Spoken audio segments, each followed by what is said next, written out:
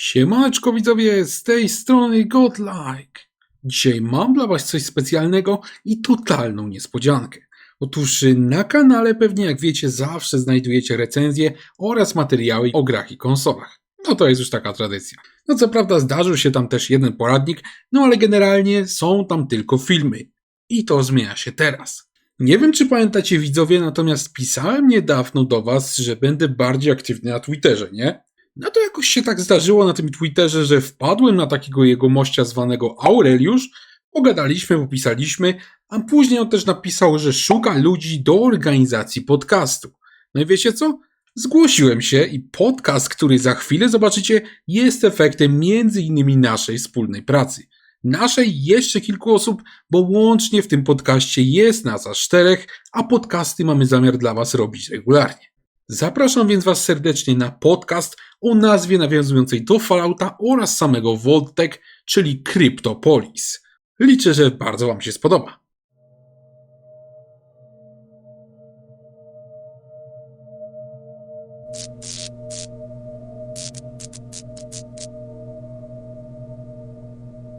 Teraz zanim zaczniemy sam podcast, to oczywiście się przedstawimy. Będziemy tak robić przed każdym podcastem, bo przecież zawsze może nas słuchać ktoś nowy, ale jeśli już nas znacie, no to tą część możecie sobie troszkę przewinąć. Zacznę oczywiście od siebie. Ja się nazywam Daniel Kucner, mój nick to Godlike, jestem redaktorem naczelnym serwisu Game Only, no i do tego też recenzuję gry, co zresztą bardzo lubię robić. Z wykształcenia jestem informatykiem, więc przynajmniej mogę udawać przed wami, że coś tam wiem na temat technikaliów.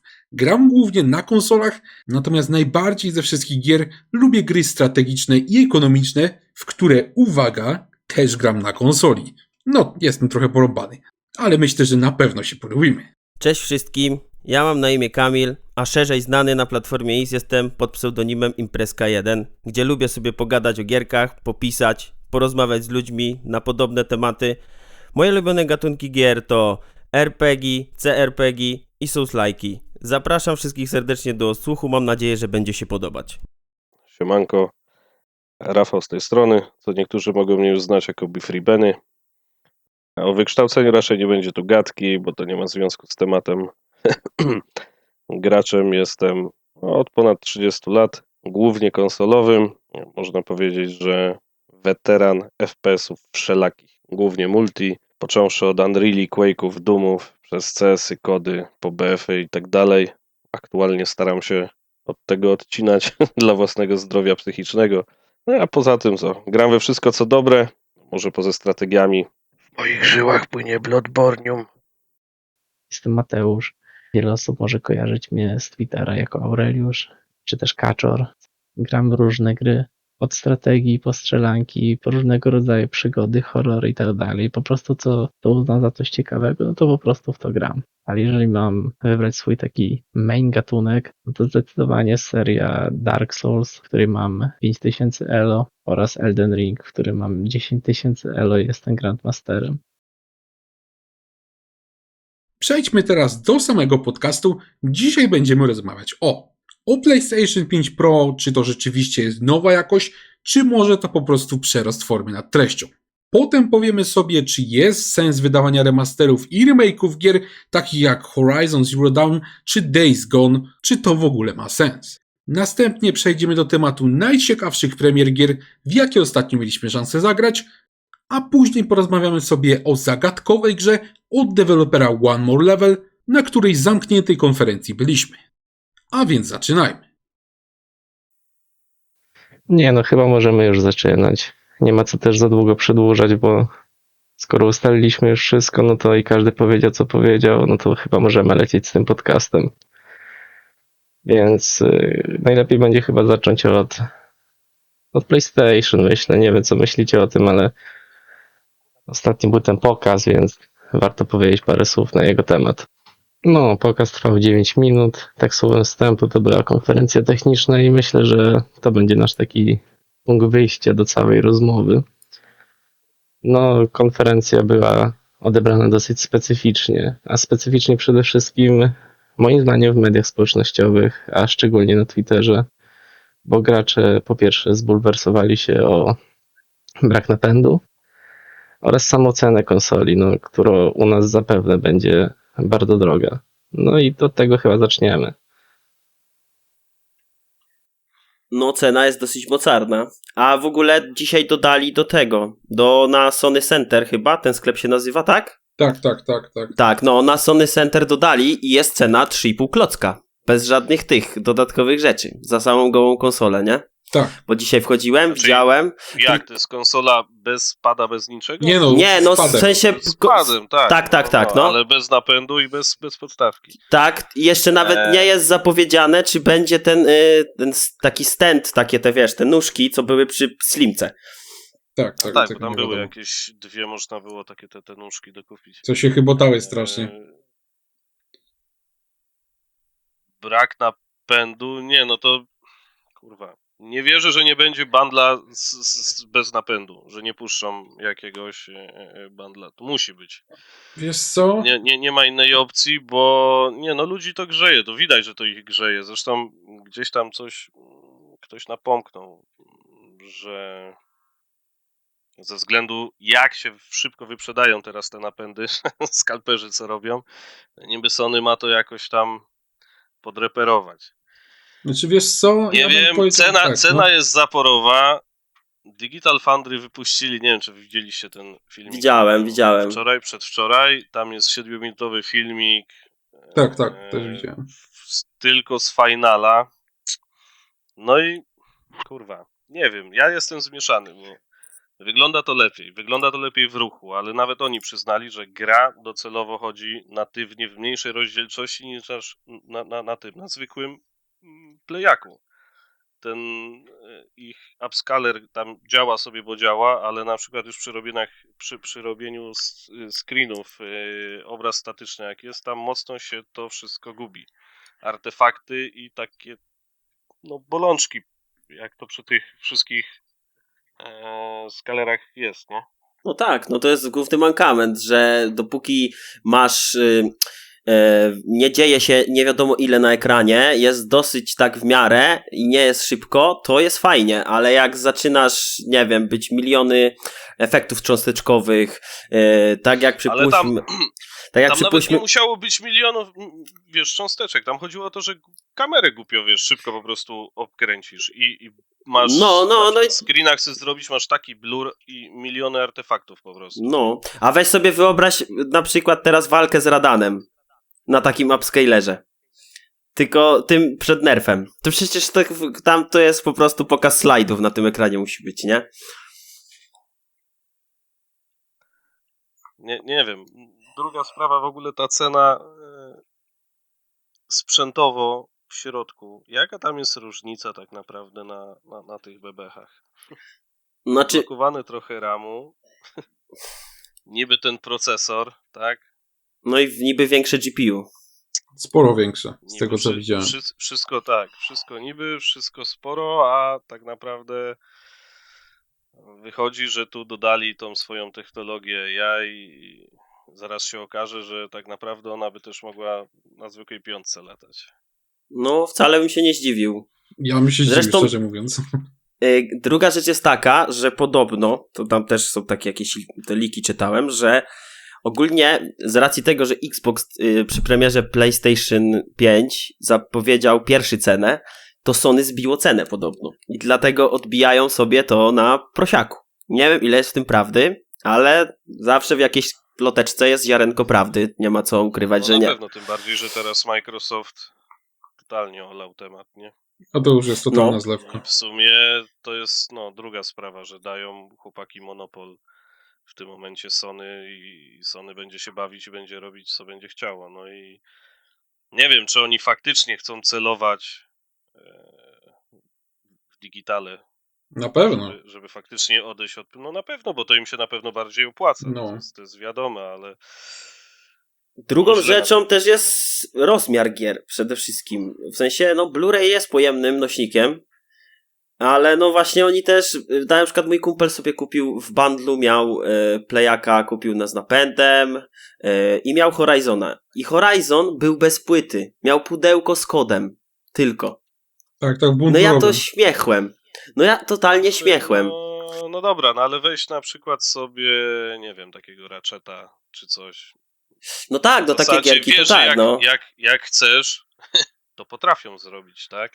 I potrafią ścisnąć ci bardzo, wiesz, dużą grę do małych rozmiarów i tak dalej, no a z drugiej strony masz twórców, którzy i olewają w ogóle optymalizację, to jest jedno, i jakąś kompresję i to jest na przykład Call of Duty, tak? Tam masz, nie wiem, każda część co wychodzi to jest grubo ponad 200 giga w tym momencie. No, coś Na takiego. zasadzie kampanii 6-godzinnej przy dobrych wiatrach, jak nie wiem, grasz na weteranie, 3 map zombie, o ile będą 3 i tam, nie wiem, 10 map multi malutkich, to się w pale nie mieści, nie? To już wychodzi takie lenistwo, wiesz, twórców.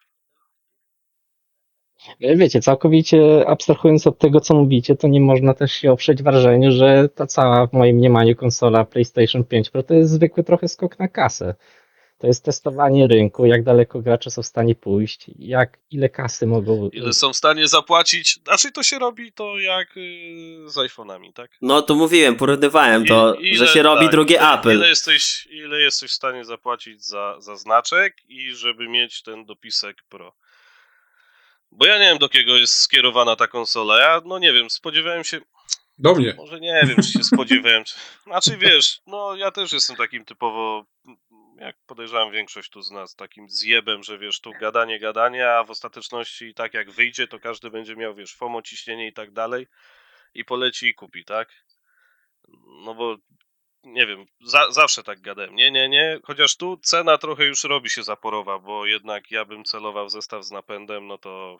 No już masz obecnie czwórkę. nawet nie chcę patrzeć. Ponad To już czwórkę. no myślę, że miękko czwórkę, tak? Chyba, że wyjdzie jakiś w bundlu wyjdzie i będzie to w miarę sensowne, ale no naprawdę nie wiem, do kogo jest skierowana ta konsola. Nie wiem, ten pokaz mi się wydaje w ogóle, to był zły pokaz. No tak, tutaj ja bym to na pewno kontynuował. Moim zdaniem to był zły pokaz, bo w ogóle z tego pokazu, co ja widziałem, tak z tego wszystkiego, co teraz mówimy o Pro, no to o czym my w zasadzie mówimy, tak? Wy teraz mówiliście, że na przykład nie wiecie tak naprawdę, co tam w środku jest. No to powinno być No bo zostać nie wytłumaczone wiem. na pokazie, No, tak? oczywiście, że tak. Dlaczego tego nie było w ogóle wytłumaczone? Co to jest za pokaz, skoro my nie wiemy praktycznie nic więcej, co wiedzieliśmy przed nim? Procentami opisane i do To widzenia. jest, no to jest bez sensu. Jeszcze najbardziej po macoszemu potraktowano PSSR, który moim zdaniem jest no totalnie tutaj najważniejszą technologią, a na pokazie to w zasadzie go nie było, tak? Był ray tracing, tak, fajnie, bajery w ogóle tego śmego.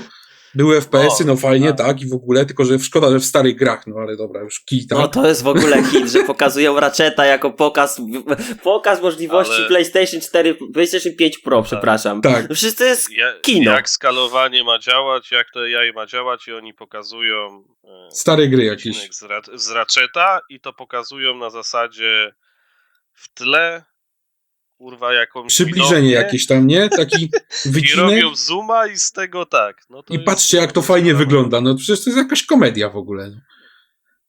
Także ja moim zdaniem nie wiem tak naprawdę, jak mam uważać Pro za jaką konsolę, czy ona jest do dupy, czy nie, bo ja w zasadzie nic o niej nie wiem, tak? Bo ten pokaz był tak gówniany, że ja się prawie nic nie dowiedziałem. Dla mnie to jest cały czas taka czarna karta, totalnie nieodsłonięta. I nie wiem, czy ja mam to w sumie kupić, czy nie, tak? Dlatego generalnie to ja bym tutaj tak nie hejtował Pro, no bo w sumie nic o nim nie wiemy. Ja bym na pewno hejtował No ten tak, pokaz, tak? Tu trzeba czekać, nie? Tu trzeba, tak, hejtować za to, co i jak oni pokazali. No hejtował ten pokaz, bo jest I nie wiem, na kiepski. przykład pokazywanie The Last of Us tak samo na tym pokazie, to następne jakieś, ja nie wiem, co oni mają z tymi grami. A w ogóle, Zamiast, nie wiem, no jeszcze coś nowego sekundkę wyciągnąć. powiem coś.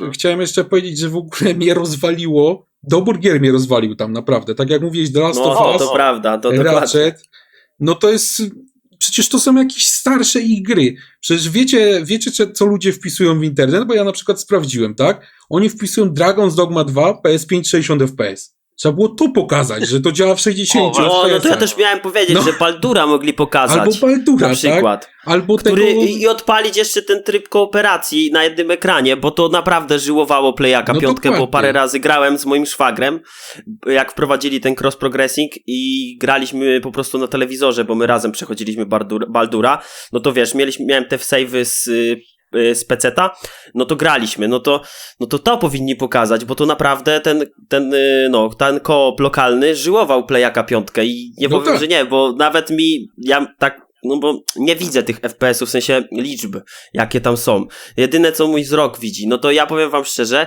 że jak graliśmy i w trzecim akcie chodziliśmy po mieście, to ta gra chodziła praktycznie w tylu FPS-ach, co na Steam Decku. Więc i wiesz, i nawet wiatrak, gdzie go nie słyszę praktycznie w mojej 5, to już przy tym Baldurze w koopie lokalnym już to tam było słychać konsolę, nie?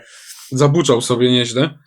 Znaczy to nie, że zabuczał, ale wiesz jaka jest 5 czy SK. Tak, no bezgłośne siedzisz praktycznie, i w nie? sumie praktycznie ich nie słyszysz, nie? No wiadomo, moją już troszeczkę nawet słychać jak słabsze są, no bo ja ją mam praktycznie od premiery, no to coś tam już tam jest do wymiany, w sensie do czyszczenia, spaby jej się przydało, no bo ja tylko generalnie to zrobiłem ze swoją 5, no to raz ją tam do połowy powiedzmy rozebrałem i przedmuchałem i tyle i wydmuchałem cały kurz i nic więcej z nim nie robiłem, a myślę, że już przydałoby się ten ciekły metal zebrać i wymienić na tego termopada Honeywella, który nie będzie mi tam z tyłu głowy siedział, że stoi konsola w pionie, ten ciekły metal może mi popsuć ją w końcu.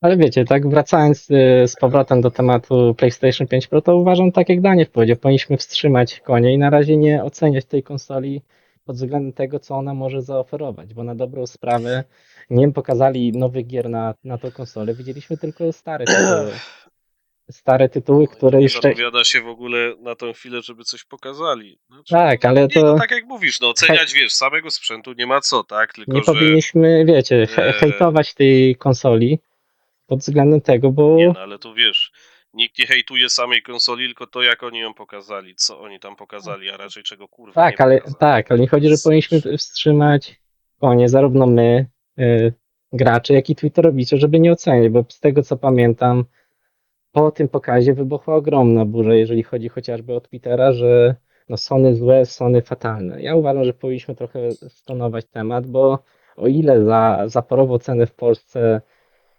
no to jest to coś, co powinno się krytykować, zwłaszcza, że tego konsola nie ma napędu. Kupujemy podstawkę oddzielnie, kupujemy napęd. Dysk, jak ktoś nie ma kupić oddzielnie, generalnie gadżety oddzielnie, to idzie generalnie w stronę Apple'a, tak jak już wcześniej mówiliśmy. Więc o samych wynikach konsoli to pewnie zobaczymy, sądzę, za rok, może półtorej. To będzie takie delikatne przejście, jak to było w przypadku PS4 do PS4 Pro. Tam jak między generacjami to była dosyć taka gładkie przejście. Nie było takiej rewolucji, tylko lekka ewolucja. Mają wypuścić, ma być też ta edycja na 30-lecie, tak? O tak. Ale śmiać mi się chce, bo to będzie bez napędu, nie? No i Tak. teraz dokupujesz sobie napęd i do napędu masz białą... Klapka jest w zestawie. Nie? Panel. Ale jest klapka Jest szara w w zestawie zestawie klapka z konsolą. Napędu nie dostaniesz, ale... Tylko klapkę szarą do napędu białego, tak, no. To Dokładnie. tak. No, to jest... Bo ja też sprawdzałem. I Fascynujące. niepotrzebnego Edge'a totalnie dla mnie na przykład, który mi osobiście zabiera chęć kupienia tej limitowanej wersji, bo mnie ten Edge jest totalnie niepotrzebny, bo nie wiem, czy tam patrzyliście, ale tych edycji 2 limitowanych nie można kupić osobno, tak, że o konsolę pyknie, biorę, tylko trzeba kupić w zestawie. A w zestawie tam są jakieś Edge'e, pady, kosmosy, nie, trzeba dopłacić za to wszystko, wyjdzie cena pewnie z kosmosu. Mnie to osobiście trochę wkurza, tak, bo ja bym wolał kupić do napęd w tego kosmosie. 12 000 sztuk. Coś takiego. 12 300. Połowa to się rozejdzie do skalperów. Na pewno, 12 300 generalnie, tak. 1/4 do influencerów i zostanie 1/4 dla rynku. No, I się zabijać będą wszyscy.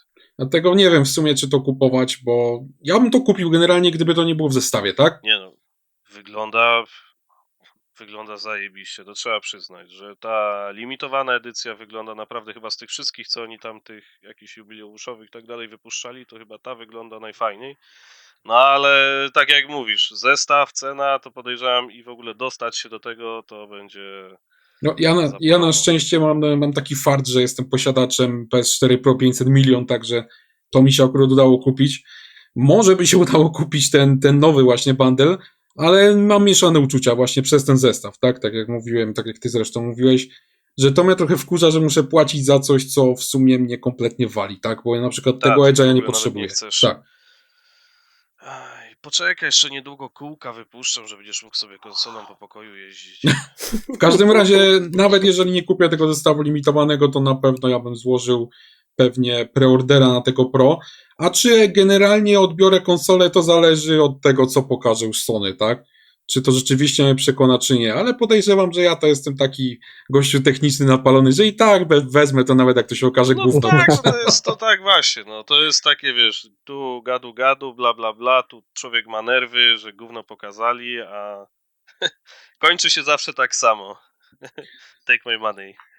No i- Shut up and tak. take my money. Ale nie, co, no na razie, no, jest jak jest i tak jak mówi Aureliusz, nie ma co tam wieszać tam psów na nich, znaczy no, ustaliliśmy, Za pokaz, tak. był do dupy. No. Za pokaz tak, ale no co do konsoli trzeba czekać, tak, no jeżeli faktycznie digitale będą mieli jakieś dojście, to podejrzewam, że oni no jednak im można ufać, tak? Ich testy i zawsze wszystko pokazywali tak jak jest, bez żadnych tam, przynajmniej nie przypominam sobie, żeby mieli jakiegoś fuck-upa, że tam powiedzmy było coś, Gearsy wiesz, 4 odwalili kiedyś. A co tam było z Gearsami? Przypał był jakiś, że oni powiedzieli, że to chyba chodzi w natywnym 4K, co się okazało totalną nieprawdą, potem się tłumaczyli. Jakiś młyn był, pamiętam, gruby. Dobra, dawno nieprawda.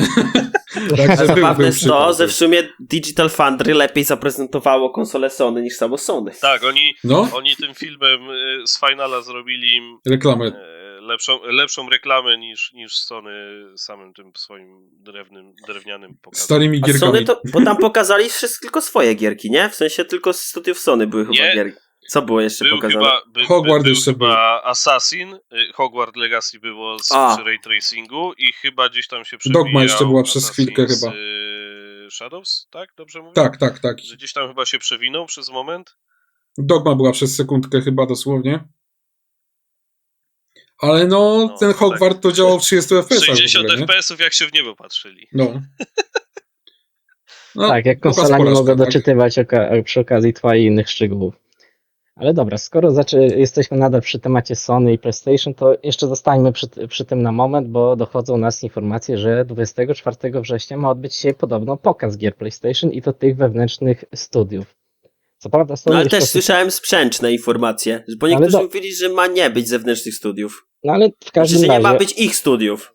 w każdym razie Sony oficjalnie tego pokazu jeszcze nie potwierdziło, ale jak przy poprzednim pokazie, no to zapowiedzieli ten poprzedni pokaz na ostatnią chwilę. I jak dochodzą do nas plotki, to na tym pokazie podobno ma się pojawić m.in. Horizon Zero Dawn Remaster i taka perełka jak Days Gone Remaster. Szczerze mówiąc, kiedy słyszę... mi ktoś... Żenada. No mów, Aurel. Szczerze mówiąc, kiedy słyszę już słowo remaster w grach, które wyszły ledwie kilka lat temu, 2, 3, 4 lata temu, to nie mogę pozbyć się wrażenia, że to jest potrzebne i wręcz irytujące zagranie. Jest, jak najbardziej, no bo te gry, powiedzmy sobie szczerze, one w ogóle nie potrzebują remasterów, tak? One nie dość, że wyglądają Weź ładnie. idź sobie ściągnij tak, Days Gone'a teraz na 5 odpal. No. Zobacz jak to wygląda, jak to chodzi. No przecież, no ja nie wiem, no czy oni To są jakieś jaja, naprawdę. Nie dość, że to wygląda ładnie, to jeszcze dostało patche pod PS5, tak? To chodzi Tak, w do 60 60 klatek. FPS-ach. Obie gry działają w 60 Tak, To na klatkach. cholerę ten No i z remaster. maksymalną, żeby tam nie chodziło w tym checkboardingu, tylko z Tak, no maksymalną dokładnie. natywną tam rozdzielczością. No na jakiego grzyba mi remaster czegoś takiego? To jest naprawdę skok na kasę moim zdaniem. To jest przegięcie pały. Zresztą nie wiem, czy zauważyliście, że Sony już kiedyś zrobiło coś podobnego z Unchartedami, że oni wrzucili te niby remastery tych Uncharted i usunęli ze sklepu te stare wersje, żeby ich nie Tak. kupić i podbili Tak, sobie to cenę, nowe, no. pamiętacie? Myślę, że tu też tak, kurna, zrobią, że usuną ten stary od razu, Tak, z Horizonem tak i Days Gone'em też tak. no może być. i, Ale ja i nie wtedy wiem. będzie cena podbita standardowa już, nie? Żeby sobie jeszcze zarobić. A jak nas przyzwyczają do digitala, no to już w ogóle będzie z promocji powiemy papa, nie? Ale No wiecie, ja mam wrażenie, że po prostu Sony robi te remastery, remake'i, dlatego że nie, że gracze na to czekają, ale że łatwiej po prostu odświeżyć i ponownie te reedycje po prostu sprzedać. I jasne jest Znaczy, dla osób, które zobaczymy, czy nic nie sprzedadzą miały, je. i jasne, są Ja myślę, że osoby, sprzedadzą. ale tak wracając do tematu, jasne, są osoby, które nigdy nie grały, czy w takiego Days Gone'a, Horizona i tak dalej. I to jest świetny wybór, żeby taka osoba sobie zaczęła od tej remasterowanej wersji, ale co z resztą? Co z graczami, którzy w wielu milionach kopii grali w te gry już? Co pokazuje chociażby Że ja w ogóle, osiągnięcia na nawiązując do Days PlayStation. Gone'a,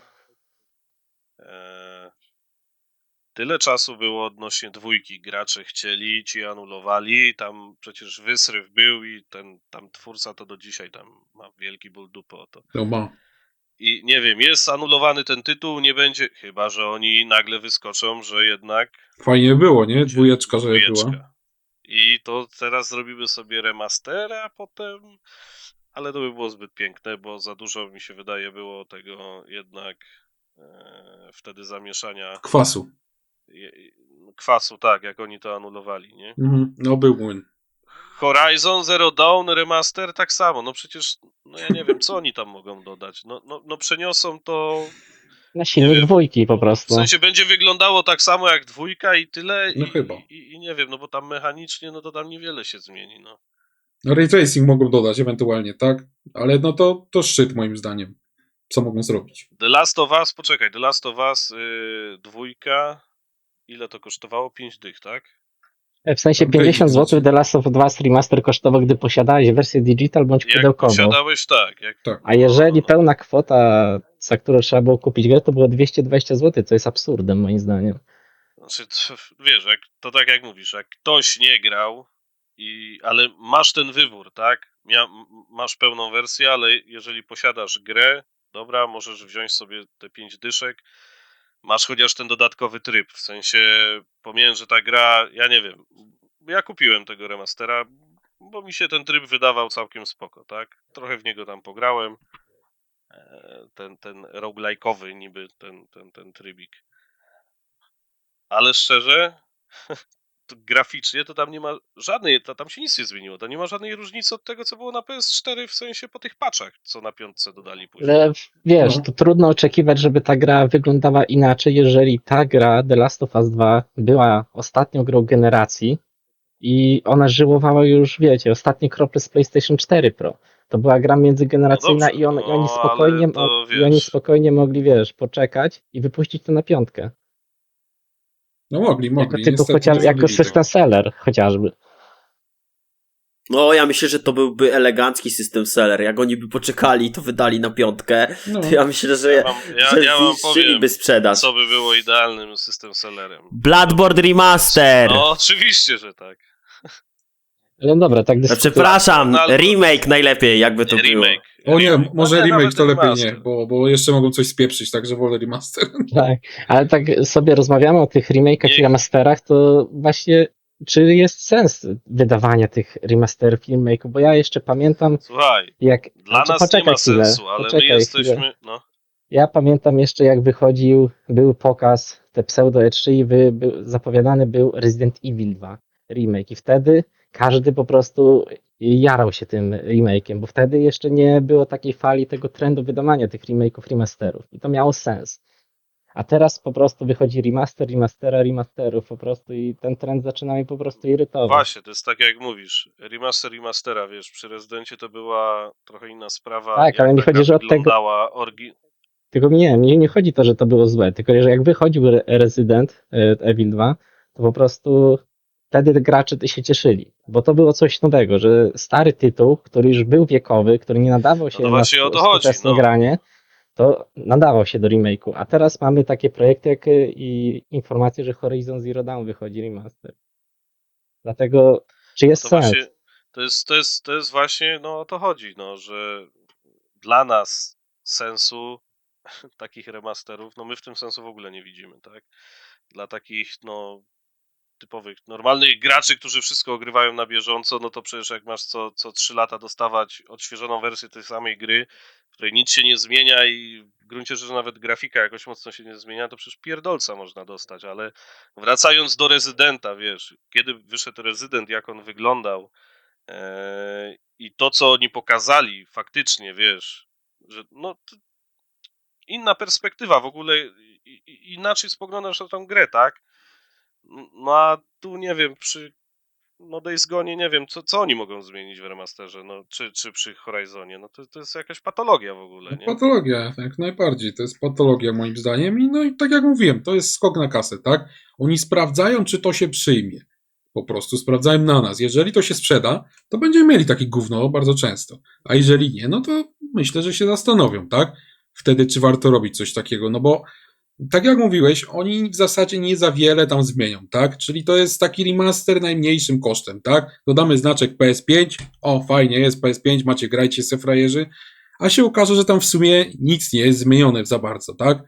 I dlatego to jest właśnie taki test, oni badają rynek, czy nam się to, czy tam to przejdzie po prostu, tak? Czy można golić owieczki, czy nie można. A jeszcze nawiązując sekundkę do tematu tych remake'ów, remasterów, no moim zdaniem jeżeli chodzi o remake i remastery, to jest bardzo fajne, tak? Bo są gry, które naprawdę potrzebują tych remake'ów, remasterów, bardzo potrzebują. Takie kultowe produkcje, które na przykład Soul utknęły River gdzieś, na przykład. które gdzieś utknęły tam, nie wiem, na PSX-ie, na PC-cie, tak? No ostatnio grałem w Gothica, grałem na Switchu i to jest niby taki remaster, w zasadzie to jest port, tak? Ale tam dodano zupełnie nowoczesne sterowanie. W tego Gothica się dużo lepiej gra teraz niż na kompie. I to grałem w niego na Switchu, tak? Dla mnie to jest coś takiego super. Nie muszę się już męczyć tam na kompie, kombinować z tymi modami i tak dalej. Po prostu odpalam i działa. Ale jakby ktoś, nie wiem, tego Gothica mi wrzucił 2 lata temu by wyszedł, a teraz by mi zrobił remaster, to bym się wkurzył, tak? No bo coś takiego to jest przegięcie pały. Także tutaj dużo zależy od tego, moim zdaniem, czy taki remake, remaster jest potrzebny, tak? Czy gracze To go jest chcą. moim zdaniem, to jest generalnie kwestia, jak bardzo wiekowy jest tytuł. I to jest, im bardziej wiekowy tytuł i jest kultową grą, czy jakąś dobrą po prostu, to ma to sens. Bo nie wiem, to na przykład w pierwszego Rezydenta, jak ktoś by teraz chciał sobie zagrać, taki, kto nie grał na PSX-ie, nie grał na PS2, nie grał na starych PC-tach, no to nie oszukujmy się, w większości przypadków te osoby się odbiją, bo spojrzą na tą grę, zagrają i stwierdzą, że to jest drewno i nikt mi nie powie, że tak nie jest. Ale no... Nawet w te odświeżone wersje, nie? Tej jedynki, No. co tam masz, to tak samo. Też drewno. Tak, no.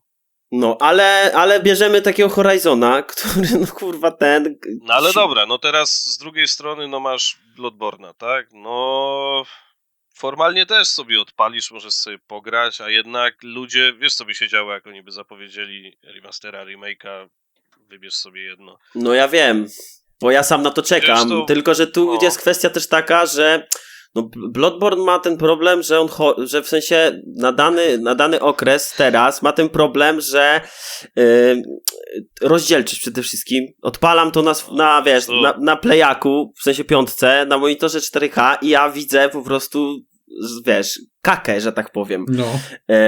Plus druga rzecz jest taka, że wchodzisz w jakieś lokacje w Bloodborne, gdzie jest dużo NPC-ów, dużo się dzieje, zaczynasz bitkę, to nagle z tych 30 klatek robi się 21.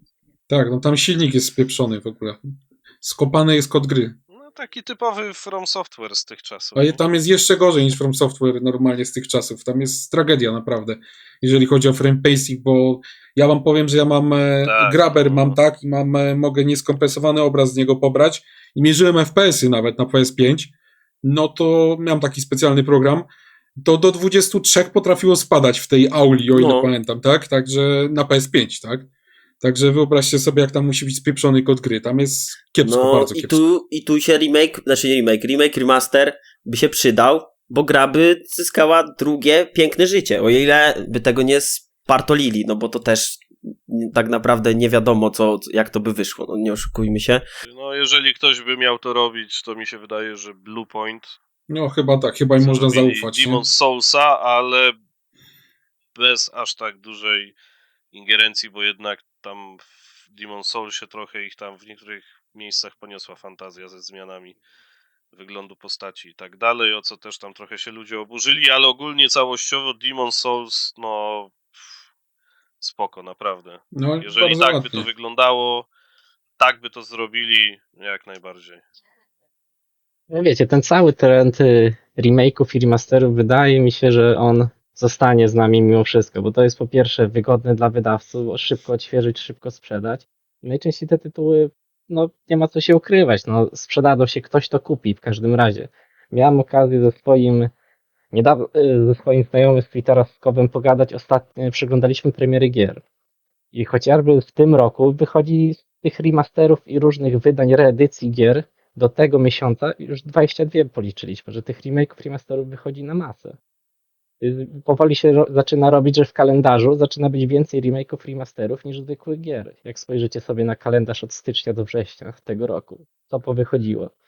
No i to możemy sobie przeskoczyć właśnie od razu do następnego tematu odnośnie gier. I potem masz sytuację, że ci wychodzi taki Wukong na przykład, czy wychodzi ci taki Astrobot, który jest, no kurwa, no Astrobot to jest zwykła platformówka, tak? Dojebana. Bardzo dobrze zrobiona. To jest no bardzo dobra platformówka, tak po prostu. To jest I ludzie więcej się tym Playrooma po prostu. Lepiej, Po prostu. więcej. I ludzie się tym jarają. Albo wychodzi taki, no właśnie mówię, Wukong, tak? To samo, taka sama sytuacja. To jest, takich gier masz pełno. No to jest po prostu gra dla graczy. Przede wszystkim. Wychodzi Dokładnie. dobra gra i ty wchodzisz w nią i w nią grasz i się nie zastanawiasz nad tym, co będzie dalej. I czujesz po prostu totalną frajdę. Tak jak ja Astrobota nie kupiłem z tego tytułu, że ja tak przynajmniej uznałem. I dopóki nie będzie w promocji, to go nie kupię. Dla mnie po prostu gra na tą cenę była za droga. Ale to jest moje stanowisko. Po prostu te pieniądze, co miałem wydać na Astrobota, wolałem wydać na Wukonga. A i tak się jeszcze zastanawiałem chwilę nad zakupem tego Wukonga, no ale ostatecznie kupiłem po prostu. I to jest coś pięknego po prostu. Wchodzisz w grę, gra działa, gra jest dla ciebie, nie ma żadnych, nie wiem, mikropłatności, innych pierdół. Po prostu wchodzisz, grasz i czujesz czystą przyjemność. Tak jak Wukong, łączy tam wiele tych mechanik, łączy ci Souls-like'i, łączy boss rusha, bo to w sumie jest trochę boss rush, tak głównie, nie oszukujmy się. To jest właśnie Wukong, to masz, wiesz, on jest mocno pocięty, bo masz pierwsze 2 akty, to masz taki typowy boss rush, dosłownie. No. Lecisz od bossa do bossa co chwilę. Potem masz ten 3. akt, na którym widzę tam po Twitterze i tak dalej wśród znajomych, Sporo osób się odbiło. Sporo osób się odbija od tego 3. aktu, ale to jest tylko i wyłącznie z jednej winy. Ta eksploracja jest tam po prostu zła, pomijając, że jest cały akt niepotrzebnie rozciągnięty, to masz bardzo dużo miejsc na zasadzie idziesz, widzisz coś i myślisz sobie, dobra, wskoczę tam na pewno coś będzie. I masz jedno miejsce, niewidzialna ściana, drugie miejsce, niewidzialna ściana, trzecie miejsce, niewidzialna ściana, 4. miejsce takie samo, w które możesz wejść, ale już tam nie idziesz, jesteś za to karany, bo tam na przykład jest, nie wiem, ukryty przedmiot, boss, cokolwiek, duch jakiś. I wiesz, potem biegasz, następna sprawa, brak mapy. Tam, Jezu, ten 3. akt to momentami, no możesz się tak zakręcić, że faktycznie nie wiesz, gdzie byłeś, gdzie iść, co zrobić, do którego ewentualnie tego, powiedzmy, ogniska się przenieść, żeby pójść dalej. Jest masakra. Ale jak już przebrniesz przez ten 3. akt, no to 4., 5. już tam do końca, to już jest taki roller coaster, lecisz, powiem ci, na grubo. Tam już momentami w ogóle od początku, umówmy się, no w Wukongu nie wiesz, o co chodzi. No nie. Tam nie wiesz, o co chodzi. Tam latasz, tłuczesz, tam nawet jak masz te wstawki, które są zajebiście zrobione, to masz takie wprowadzenie na zasadzie, żeby coś tam boss ci mówi, że cię zaraz łeb cię urwie i tyle, żeby cię w taki nastrój bojowy wprowadzić, żebyś go mógł lepiej rozklepać, tak? No, ale fajnie jest też na przykład zrobione, że jak przychodzisz któryś raz do bossa, to on potrafi ci zagadać. Jeszcze tu przyłazisz? Daj mi spokój. Tak, tak. Nie To jesteś ta koniem, interakcja który też tam, jest jak fajna. Na przykład giniesz, tak, za każdym razem tam masz takie podobne. No. Ta interakcja też jest fajna właśnie. A czwarty akt mi się giga podoba, powiem wam szczerze, bo już tam jestem przy końcu 4. aktu, bo ja jeszcze nie skończyłem Wukonga, ale ten czwarty mi się bardzo podoba, ta lokacja. Idzie się tam też troszeczkę zgubić, bo tam masz... Ale ci powiem, że w trzecim akcie miałem Ja tak samo, ja się nabiegałem po tym więzieniu, Boże mój Chryste Panie, już w pewnym momencie też byłem taki znużony, że krew mnie zalewała. A druga rzecz, to wiesz, tu nagle pojawiająca się ta druga rzeczywistość, tak ją nazwijmy, co się pojawiają te ziomki. Strzał, tak. No. To też pojawiło się to, ja mówię, co jest? Nagle znika, postacie znikają. Życie ci odchodzi. Tak, no, i leczysz się, to zamiast się leczyć, to tam praktycznie nic się nie leczysz. Mówię, co jest? No, ale jak już zresztą boss ogólnie, jak kończy się trzeci akt, to ci bossowie, jak się już wyjdzie z tego więzienia, to już zaczyna się już robić fajniej w tym trzecim akcie. Ten koniec trzeciego aktu jest dużo fajniejszy niż ten początek i środek. Przynajmniej ja tak uważam. Powiedzmy, ta druga część już... No, jak już wiesz, pójdziesz na samą górę, No. stłuczesz tego wielkiego, bo nazwijmy to jelenia, i potem idziesz na tą wyspę, tą żółwią, no to już się fajnie robi. Jest ciekawie, ale to więzienie samo w sobie to jest takie nieporozumienie i ten brak mapy, tak jak mówisz, to robi taki zamęt, że ty biegasz po tym, a jeszcze spadasz gdzieś na dół, nie wiesz potem gdzie jesteś. Ten brak mapy jeszcze zaczyna doskwierać trochę w końcówce, w 6. akcie.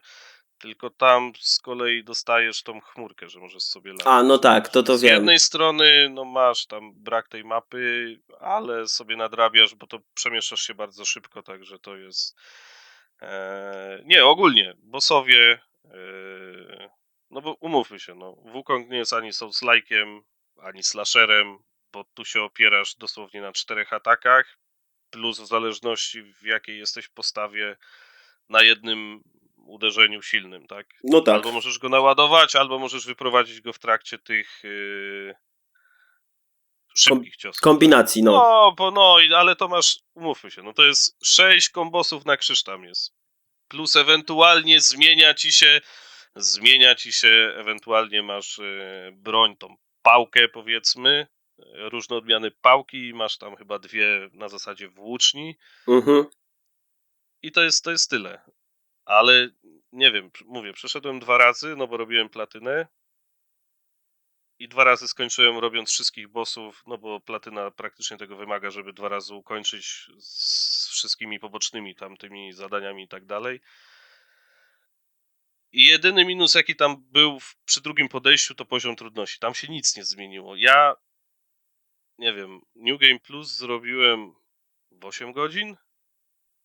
Wszystkich bossów, to był taki speedrun, że to mobów nawet zwykłych nie bijesz, po prostu lecisz i wszystko pada. No tak. No, ale to nie jest tylko problem Wukonga NG+, bo ja na przykład odpaliłem przykład Elderlinga, który jest typowym Souls-like'iem. Ja fabułkę jak robiłem, to skończyłem ją chyba, nie wiem, w 5 godzin, 4, to ja tylko wpadałem w tych bossów i wiesz, po jedną piątą, 1/4 paska im zadawałem i też na NG+, NG+2 w Eldenie, to na przykład to mnie trochę irytowało, że ten poziom aż tak nie skacze, ja ich po prostu leję jak, że tak powiem, ojciec pasierba. Dobra, najlepszy boss do tego czasu dla ciebie. Najlepszy boss w Wukongu? No to Tygrys. Tygrys, no. Tygrys był fenomenalny. Mówię do tego momentu, co ty jesteś. Tak. No to mówię Tygrys. A druga będzie ta babeczka, co na tej wyspie się z nią bijesz. Nie pamiętam, jak się nazywała. Co ona tam się smoka zamienia. Tak, on to też jest fajny, bo spodobał mi się mówce. Tygrys, ona jest spoko, tak. I ja jeszcze bym, no to ostatni boss z gry, to jak będziesz sobie kończył, zobaczysz. I z sekretnego zakończenia, to masz tego ziomeczka, co w intrze się z nim tłuczesz, nie? No. Ci powiem, walka jest, wiesz, bez żadnego tam jakiegoś cheezowania gościa, normalnie go rozłupać, to jest, powiem ci... wyzwanie. Kawał roboty. Ma momenty swoje wokół. No ale to jest fajne właśnie. To jest po Stellarze największa niespodzianka taka w tym roku, przynajmniej jak dla mnie, i ja nie widzę nic tam na horyzoncie gdzieś za tymi grami, co by mi tak, wiesz, mocno gdzieś siadło. Znaczy, dobra, Helldiversy jeszcze były. Czekaj, jeszcze chciałem się powiedzieć o Wukongu na chwilę. Bo to się wytnie najwyżej tam. Słuchaj, bo ja jeszcze chciałem powiedzieć o Wukongu, tak, że ja osobiście Wukonga nie grałem, znam tylko z opowieści, z gameplayów, tak, tam sporo obejrzałem i tak dalej. Natomiast z tego, co wy mówicie, na przykład jak wygląda eksploracja, tak, jak że jest problem z mapą, że nie wiadomo za bardzo o co chodzi w fabule, no to moim zdaniem troszeczkę ta gierka jednak jest taka overrated, tak? No bo ona tam, przypomnijcie mi, jaki on dostała score na meta, chyba bardzo wysoki, nie? 80 coś chyba miała. No to kurde, mi się wydaje, że przy takich problemach Aż jednak sprawdzę. jest troszeczkę przeginka, tak? Wiesz, fabularnie to można by było tam się jakoś tam w to zagłębić, tylko wiesz, to jest, kurde, to jest coś nowego, to jest, wiesz, Znaczy, wiesz- to całe tak chińskie... Tak, to jest coś nowego, Wiesz, z tym natomiast ja mam, bardzo rzadko gdzieś masz styczność, nie, z tym. ja mam jeszcze taką inną teorię troszeczkę odnośnie do tego, że to dostało takie oceny. Moim zdaniem, 81 na 81. Metacriticu. moim zdaniem generalnie na to wpłynęły inne gry. Bo zobaczcie, w tym okresie No tak, wychodziły no to jest to, co ja najgorsze powiedziałem, gówna, tak? że... Jakieś gruzy w ogóle. Wszyscy czekali na tego Wukonga, jakby to był tak. Mesjasz. Nahypowali się na niego. On się okazał całkiem dobry, tak? Może nie jest takim super Mesjaszem, ale Wiesz, został... tak, to nie jest jakiś super ekstra No. gra, ale w nią się gra po prostu przyjemnie. Tak. To jest na zasadzie, Oni- to jest to, co JJ powiedział. Siadasz, odpalasz i tam się niczym nie... Tam lecisz, tłuczesz i tam i grafika jest zajebista, i design jest zajebisty, i mimo, że ten świat mi się wydaje, że on powinien być bardziej korytarzowy, coś na zasadzie jak w tym Wniochu na przykład. No i mapy brakuje przede Do tego też wszystkim, przecież tak? widoczki możesz dorobić. Bardziej korytarzowy jakby był ten świat po prostu, bez takich podłych, niewidzialnych ścian. Dużo lepiej by to siadło, ale mówię, no ogólnie siadasz, lecisz, tam się niczym nie przejmujesz. Czy to jest taka gra, którą gracze chcieli dostać po prostu, tak?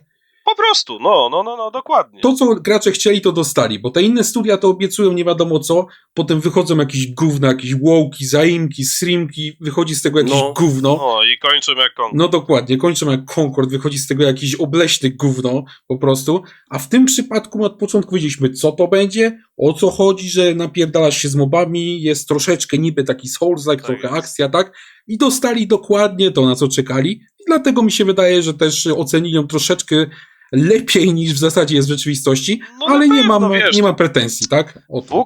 Wukong to powiedzmy, ja bym to nazwał takim benchmarkiem dla nich, dla tych devów, tak, co wypuścili, to jest taki ich pokaz, co oni mogą zrobić, bo naprawdę, jeżeli oni teraz dostaną dobry budżet i tak dalej, wiesz, i zrobią coś w tym stylu, no to podejrzewam, że mogą zawojować, tak? Ja tylko wtrącę się na chwilę co do Wukonga, bo już niedługo w sumie będziemy mogli, może niedługo, bo to jeszcze nie wiadomo, ale deweloperzy zapowiedzieli, że planują do Wukonga, napisali gdzieś tam Dodatek. informacja, dodatek lub 2 dodatki i planują zrobić z tego Black Myth trylogię.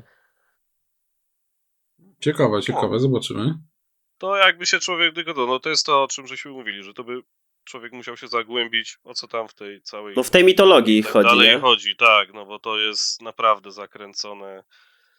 Tutaj jeszcze wcale bym się nie zdziwił, bo to jest chińskie studio i chińska gra, jeśli dobrze pamiętam. Mhm. Chińczycy mają to do siebie, że oni lubią propagować swoje rzeczy, w sensie swoje takie właśnie jak mitologia, jak takie coś, oni się bardzo tym Kulturę jarają. swoją, nie? kulturą, no. I ja tutaj jeszcze bym się wcale nie zdziwił, jak państwo by dołożyło becel do następnych gier, bo to jest dosyć prawdopodobne. No to jest dość popularna praktyka w Chinach zresztą, że państwo tam dopłaca ogólnie do tych ich firemek, tak? I potem one przebijają też mocno, czy dumpingują, no po prostu ceny dumpingowe robią na tych zachodnich firmach, tak? Jeżeli chodzi nawet o produkty jest. niezwiązane z grami. No tam to jest popularne, no i to jest takie mocne wspieranie, że tak powiem, ich własnych firm, tak? No, a wracając jeszcze do tych, że oni zrobili grę, którą gracze chcieli. Ja zauważyłem ogólnie taką tendencję, że azjatyckie studia właśnie robią gry, które chcą gracze, a nie gry, które chcą korporacje i zarabiać na ich pieniądze. I bardzo dobrze.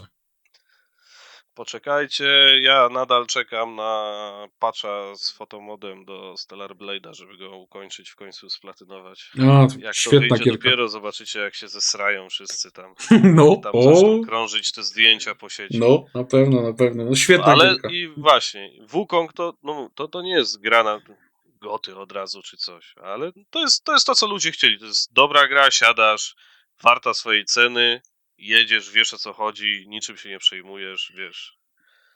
No, może wystąpić czasami skill issue, no bo wiadomo, taka specyfika gry, tak? Tak, to ja. 11 godzin na jednym bossie. No widzisz, no. I jedni mają, że tygrysa łupią za pierwszym razem, a gdzieś tam, wiesz, tak jak ty 11 godzin na głównym bossie, gdzie on u mnie siadł za tam drugim czy trzecim No, razem, tak? ale potem poszedłem na innego bossa i ludzie siedzieli na nim, a ja od razu go zabiłem. Ale no mówię, no w założeniu to jest taka gra, to jest takie 8/10, to jest to, czego nie lubimy, czyli ocenianie tych gier, ale to jest takie prawdziwe 8/10. Jeżeli jak już by... Ja generalnie bardzo nie lubię numerycznego oceniania gier, ale to No nie, no może, to jest bezsensowne, no. ale nie to wchodźmy w ten temat głębiej, to może na Nie. inną Tak, pogawędę. Nie będziemy. I przechodzimy o 180 stopni i mamy Star Wars Outlaws. Ja zanim przejdziemy do Star Wars Outlaws, może, bo to będzie trochę dłuższy temat do rozmowy, to zostałbym przy Astrobocie, grą, którą też gracze oczekiwali i chcieli. To jest bardzo przyjemna gra. Z tego co wiem i z tego co widziałem, ja zrobiłem w tej grze platynę. Daniel, z tego co widziałem, bo wrzucał na Twittera, też chyba zrobił platynę. Tak? No właśnie, to jest bardzo przyjemna platyna. W tą grę skończyłem Czyli, ze ja nie 20... wiem, czy to jest gra, którą ludzie chcieli. Znaczy, to jest Poczekaj niespodzianka w chwilę. ogóle, tak? Przy pierwszych... No dobra, no. Poczekaj chwilę. Ja tą grę skończyłem w 24 godziny, ale nie żelongiem, tylko tak siadałem sobie wieczorkami i na spokojnie grałem. I to jest bardzo przyjemny tytuł, który jeden z niewielu, który wykorzystuje w sumie potencjał DualSense'a, który nie jest często wykorzystywany nawet przez studia Sony. Tu mamy To prawda. wszystkie funkcje podane po prostu na tacy i możemy z nich w pełni korzystać. I ktoś może powiedzieć, że Astrobot jest grą dla dzieci. No to ja bym powiedział, że trochę się myli, bo te poziomy zręcznościowe to serio są w kreatywny sposób zrealizowane. Tam sobie, czy tam rytmicznie musisz skakać przez przeszkody i wybijać ten ryb, bo inaczej nie przejdziesz tego tak raszując do przodu, czy chociażby zmieniając mechaniki co każdy poziom. Tam całkowicie gameplay jest wywracany na drugą stronę przy każdej innej planecie. I w ogóle to chciałem powiedzieć, że to chyba ja miałem o tym Astrobocie mówić. Tak, ale to słowem wstępu, dlatego nabąknąłem, że dobra. z platyny Słowem zrobię. wstępu powiedział No wszystko. wszystko powiedziałem. Bo ja tak sobie spisałem tam, co mam mniej więcej gadać, nie? A tu widzę, nawijasz. No dobra, to... Już nie ma co gadać. Dobra, to się najwyżej wytnie, no i Daniel Nie, nie no, leci. Ja żartuję. tak... Nie, no co, przecież Żartuję, to przecież- możesz swoje no. dodać odczucia, Ale- nie? No, Ja nie muszę zaczynać. Aurelio nie? powiedział swoje, powiedz swoje, no. Graliście obaj, platynę zrobiliście, tak? Dobrze Tak, zrozumiałem, tak. bo ty też platynę zrobiłeś, tak? Tak, no mi Sony podesłało, No. ja też to recenzowałem i No właśnie, no to platynę wiesz, zrobiłem. generalnie prawdopodobnie jeden i drugi miał inaczej podejście, Znaczy, w sensie, wiesz co, no, ja akurat powiem ci, że znaczy w ogóle zacznę od początku, żeby to się dało wyciąć, tak? Tak, Jeżeli chodzi o Astrobota, no to ja mam takie podejście do tej gry trochę, że to jest taka przyjemna niespodzianka, tak? Bo o tym Astrobocie w sumie nikt tak wcześniej nie słyszał. To się pojawiło tak z dupy totalnie, tak? To jest gra, na którą bardzo wiele osób czekało, natomiast nie wiedziało w ogóle o jej istnieniu, tak? Jak ona się pojawiła, no to się okazało, że o tak, zajebiście, na taką grę właśnie czekamy. I to idealnie trafiło właśnie w gusta graczy, którzy chcieli takich produkcji singlowych, bo byli też znudzeni tymi badziewiami live service, co teraz wychodzą. No i zresztą Concord się wywalił też ostro na ryj teraz w tym okresie, tak? To jest taki tytuł troszeczkę, że tak powiem, staroszkolny, jeżeli chodzi o playkę, bo to jest X, tak? Coś, czego dawno nie było na playce, bo tam wychodzą teraz jakieś cuda na PC w ogóle. To jest X. Dzięki temu, że to jest X, to zajebiście wykorzystuje DualSense'a, to jest po prostu w pełni wykorzystane. Do tego jest to też troszkę taka gra Nintendo. To jest w zasadzie taka gra Nintendo na playce, tak? to jest idealna Marian w platformówka. innych ubraniach. Dokładnie. To jest taka idealna niemal platformówka, która ma po prostu całą masę pomysłów. Tam każdy level to jest coś innego. Tam, tak jak mówiłeś, mechaniki to się wywracają do góry nogami. Muzyka jest też dopasowana do leveli. To wszystko jest bardzo ładne. Też ta grafika jest świetna, to też jest X, tak? Można było to idealnie zoptymalizować. To jest taka staroszkolna gierka, którą Sony robiło kiedyś. To jest taki powrót nostalgii, tak jak kiedyś robiło Sony właśnie Xy, tak? to jest właśnie coś dokładnie takiego. Widać, że ludzie czegoś takiego właśnie chcieli. Ja się nie dziwię, że im się bardzo spodobało, bo zresztą mi też się to bardzo spodobało, tak? Ja to oceniłem na 9,5 na 10. Myślę, że ocena jest całkiem w porządku. Jedyna tutaj zastrzeżenie, jakie ja mam do tej gry tak naprawdę, to jest troszeczkę cena. Moim zdaniem jest trochę wysoka. Natomiast jest też do przełknięcia. Ale generalnie miałem do tej gry takie zastrzeżenie, że tam nie.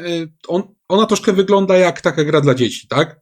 To może niektórych zmylić, bo ona wcale nie jest taka prosta. Moim zdaniem w tej grze powinien się też znaleźć taki tryb casualowy, który by pozwolił, nie wiem, mieć na przykład większą ilość żyć, tak? Żeby tą grę mógł też przejść casuala, żeby się nie wkurwił. Bo nie wiem, czy zauważyliście, że wszystkie te gry Sony, praktycznie Horizony i tak dalej, mają tryb fabularny, tak? Jak ktoś teraz. Teraz gdzieś jest nawet płacz chyba o tym, A, możliwe, że zaczął możliwe. właśnie, że... I teraz jak ktoś kupi, wiesz, te gry Sony mają zawsze taki tryb, ktoś kupi, no to będzie myślał, że też taki ma, nie? A tu taki wał jest, kurde, dużo trudniej. To może się na tym przejechać, dlatego też wystawiłem 9,5, tak? Szczerze mówiąc, gdyby nie to, wystawiłbym 10, to jest platformówka niemal idealna, jest genialna, jest zajebiście grywalna, na coś takiego właśnie ja czekałem. To jest gra, która nie definiuje od nowa, wiesz, pojęcia platformówek i tak dalej, nie wprowadza nic, czego już nie było, ale wszystko jest, no jest tak, jak powinno być zrobione, no jest dopieszczone Na maksa. kurwa, i tak powinny wyglądać gry, tak? W swoim gatunku, no teraz w tym momencie tam nie zagrasz, w tym gatunku nie zagrasz w nic lepszego, tak? Ja Tak, bym chyba, że jeszcze na powiedział, że Nintendo, na, tak? że na sukces Astrobota może przyniosło się też trochę co innego, a mianowicie, że dawno też nie mieliśmy w tym roku coś takiego podobnego od Nintendo, gdzie Nintendo zazwyczaj miał monopol na tego typu gry, bo to wchodzi Sony całe na biało i wypuszcza platformówkę, gdzie nie mieliśmy dawno takiej gry od Nintendo i trochę przejęło ten segment rynku w tym roku. No może, znaczy, no nie, na pewno masz rację, bo to nawet było widać po tych Nintendziarzach, jak tam wypuszczali jakieś tam porównania, że o, my to mieliśmy w Mario już tam x lat temu, a to mieliśmy w tym, a to mieliśmy w tamtym. No dobra, no mieliście, no a teraz tu jest zrobione tak jak jest, wszyscy się tym jarają. No co no, no jest jak jest, no. Dobra, to coś jeszcze o Astro? Ktoś mówi coś? Nie, no chyba wszystko zostało Nie, to powiedziane. co miało być co? powiedziane, to o Star Warsie Astro będzie. to jest, O To Star co Warsie. Star Wars Teraz będzie. Frostpunk czy Star Wars? Od Star Wars może zacznijmy, bo o Star Warsie trochę pogadamy, a o Dobra. Frostpunku to ty rozpoczniesz. Już się boję. No dawaj te Star Warsy. No, Ubisoft Boyu, zaczynaj. Co masz do powiedzenia o Star Warsach? Jeśli chodzi o Star Warsy, to szczerze to była jedna z głośniejszych premii. Te Star Warsy wyszły pod koniec, chyba 30 sierpnia i mam szczerze mieszane odczucia. Tak, no. Tak, 30. 30 sierpnia mam mieszane uczucie, bo mam wrażenie, że ta gra w marketingu nie wiedziała za bardzo, czym chce być, a po zagraniu w ten tytuł, to uważam, że też ta gra też nie wie, czym chce w zasadzie być. Z jednej strony mamy mechaniki jak z Uncharted, skakanie po linach, ucieczki, elementy platformowe, gdzie tutaj również jest to moim zdaniem miałko zrobione. Sztywne skakanie po linie, elementy platformowe czasem bez sensu wydłużające grę. Z drugiej strony mamy skradankę. W tej grze skradania jest szczerze najwięcej. I dziwi mnie to, że to skradanie w tej grze akurat jest tak słabo zrobione, zwłaszcza, że wiemy, że Ubisoft robił takie chociażby Splinter Cell, gdzie to była wiadoma jaka gra i jaka marka. Splinter Cell, fenomenalne gierki. Jeszcze na Playaku No dwójce właśnie, w te gry kolejnym aspektem tej gry, ta gra jest strzelanką i też również jest moim zdaniem miałką strzelanką, zwłaszcza patrząc na to, że Massive Entertainment robił chociażby The Division 1 i The Division 2, czyli looter shootery z systemem osłon, gdzie to było po prostu świetnie zrealizowane i dużo godzin spędziłem zarówno w jedynce, jak i dwójce, a tutaj przysłowiowe pium w Star Warsach jest po prostu nie czuć tego, nie czujesz odrzutu broni, nie czujesz niczego i nie daje ci to żadnej satysfakcji. To co? Co teraz my kto? mamy cisnąć? No chyba tak. Nie. Znaczy, ja nie będę cisnął, tak? Nie, dobra. Nie, ale ty ogrywałeś? Tak, ja recenzowałem to. No to dawaj swoje odczucia. To jeżeli chodzi o Star Warsy, moim zdaniem ja troszeczkę też coś takiego obserwuję na Twitterze, że bardzo wiele osób podchodzi do tej gry już tak negatywnie. Jest taka troszeczkę... Dobra, poczekaj, No. stop. Jedna rzecz do was obydwu.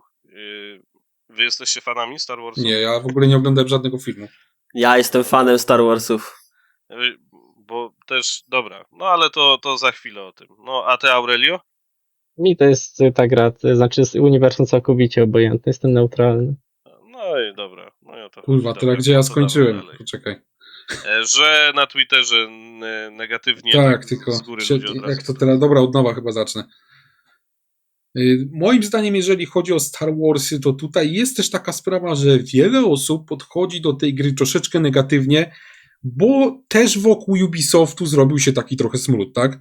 No powiedzmy sobie szczerze, co by Ubisoft teraz nie zrobił, to i tak by był trochę hejtowany. Teraz zrobił się na niego jakiś taki po prostu hejt w internecie. No z tego, co ja zauważam, mówię to szczerze, ja nie jestem ani fanem Ubisoftu, nie jestem też hejterem Ubisoftu, tak? Natomiast z tego, co widzę, to co oni by nie zrobili, to zawsze też trochę jest źle. Oczywiście nie mówię, że oni robią wszystko dobrze, tak? Bo mają wpadki. No na przykład z tym Star Warsem widziałem, że problemy są ze sztuczną inteligencją, tak? Z tego, co widziałem. I ludzie się z tego nabijali, tak? No oczywiście, to była wpadka, tak? Ale no szczerze mówiąc, w Wiedźminie też miałem problemy z tym koniem, tak? Na przykład, że nie przylatywał do mnie, tak jak z tym łazikiem, co jest właśnie w Star Warsie, że też do mnie nie przylatywał. Ja osobiście tego problemu akurat nie miałem w wersji przedpremierowej. Dla mnie to jest całkiem fajna gierka, tak? Nie jest jakaś super, natomiast z tego, co zauważyłem, ona świetnie oddaje klimat tych Star Warsów. Ja nie jestem fanem Star Warsów, tak? Od razu mówię, nie oglądałem żadnego filmu, natomiast ja zrobiłem pracę domową, odrobiłem na necie, zobaczyłem, jak wyglądają te filmy, jaki jest klimat i tak dalej. I wtedy przystąpiłem do gry, od razu zobaczyłem, że tamten klimat rzeczywiście jest. To mi się naprawdę spodobało, że to jest fajnie oddane. Co prawda te miasta są trochę puste, tak? Ten świat gry jest taki jakiś trochę sztuczny, ale na pewno jest klimatyczny, tego nie można mu odmówić i to mi się osobiście podobało. Mnie osobiście też troszeczkę zdziwiło, że tam był aż taki nacisk na skradankę, tak? Może te elementy skradankowe nie były takie super, natomiast mnie to osobiście troszkę zdziwiło, bo ja się nastawiałem też, że będzie to taki trochę bardziej Rambo, tak? Tytuł, a jednak się okazało, że tam gramy tą przemytniczką i to rzeczywiście ma jakieś znaczenie, że ona nie napierdala się ze wszystkim jak Rambo, tylko jest dużo misji właśnie skradankowych. Mnie to osobiście się spodobało, natomiast myślę też, że Aureliusz powiedział, że tutaj ta gra nie wiedziała, czym chce być, tak? Że w marketingu też się plątali. Ja myślę, że on ma jak najbardziej rację, bo w marketingu też nie było takiego nacisku, że to będzie taka bardziej skradanka, tak? Były to trochę takie też akcje Rambo pokazywane, że tam fajnie mucimy w ogóle i tego, ale nikt tak nie powiedział konkretnie, że tam będzie taka wymuszona skradanka w wielu misjach, bo tam w zasadzie tak jest, tak? Że wiele misji musisz przejść skradając się. Myślę, że Ubisoft tutaj popełnił bardzo duży błąd, nie mówiąc o tym właśnie, nie komunikując się z fanami, że to tak będzie wyglądać i dostali oni grę, która ich troszeczkę rozczarowała pod tym względem, że dostali nie to, czego oczekiwali. Czyli było to coś tak jak z Wukongiem, tylko odwrotnie, tak? Im powiedziano coś innego, a oni dostali też trochę coś innego. Myślę, że za to dużo ludzi się wkurzyło. Ja osobiście uważam, że ta gierka jest całkiem niezła. Ja ją oceniłem, o ile pamiętam osobiście, na 7,5. Ja to zdanie moje podtrzymuję. Jest naprawdę, fajnie mi się w to grało, natomiast nie było to nic takiego super, tak? Nic Jeśli nadzwyczajnego. powiemy- Nic po nadzwyczajnego. prostu. Jednym słowem, że jeżeli chodzi o fabułę, bo ja w Star Warsach tych brakowało mi takiego solidnego wstępu, zapoznania się z Keyves, bo na dobrą sprawę poznajemy bohaterkę już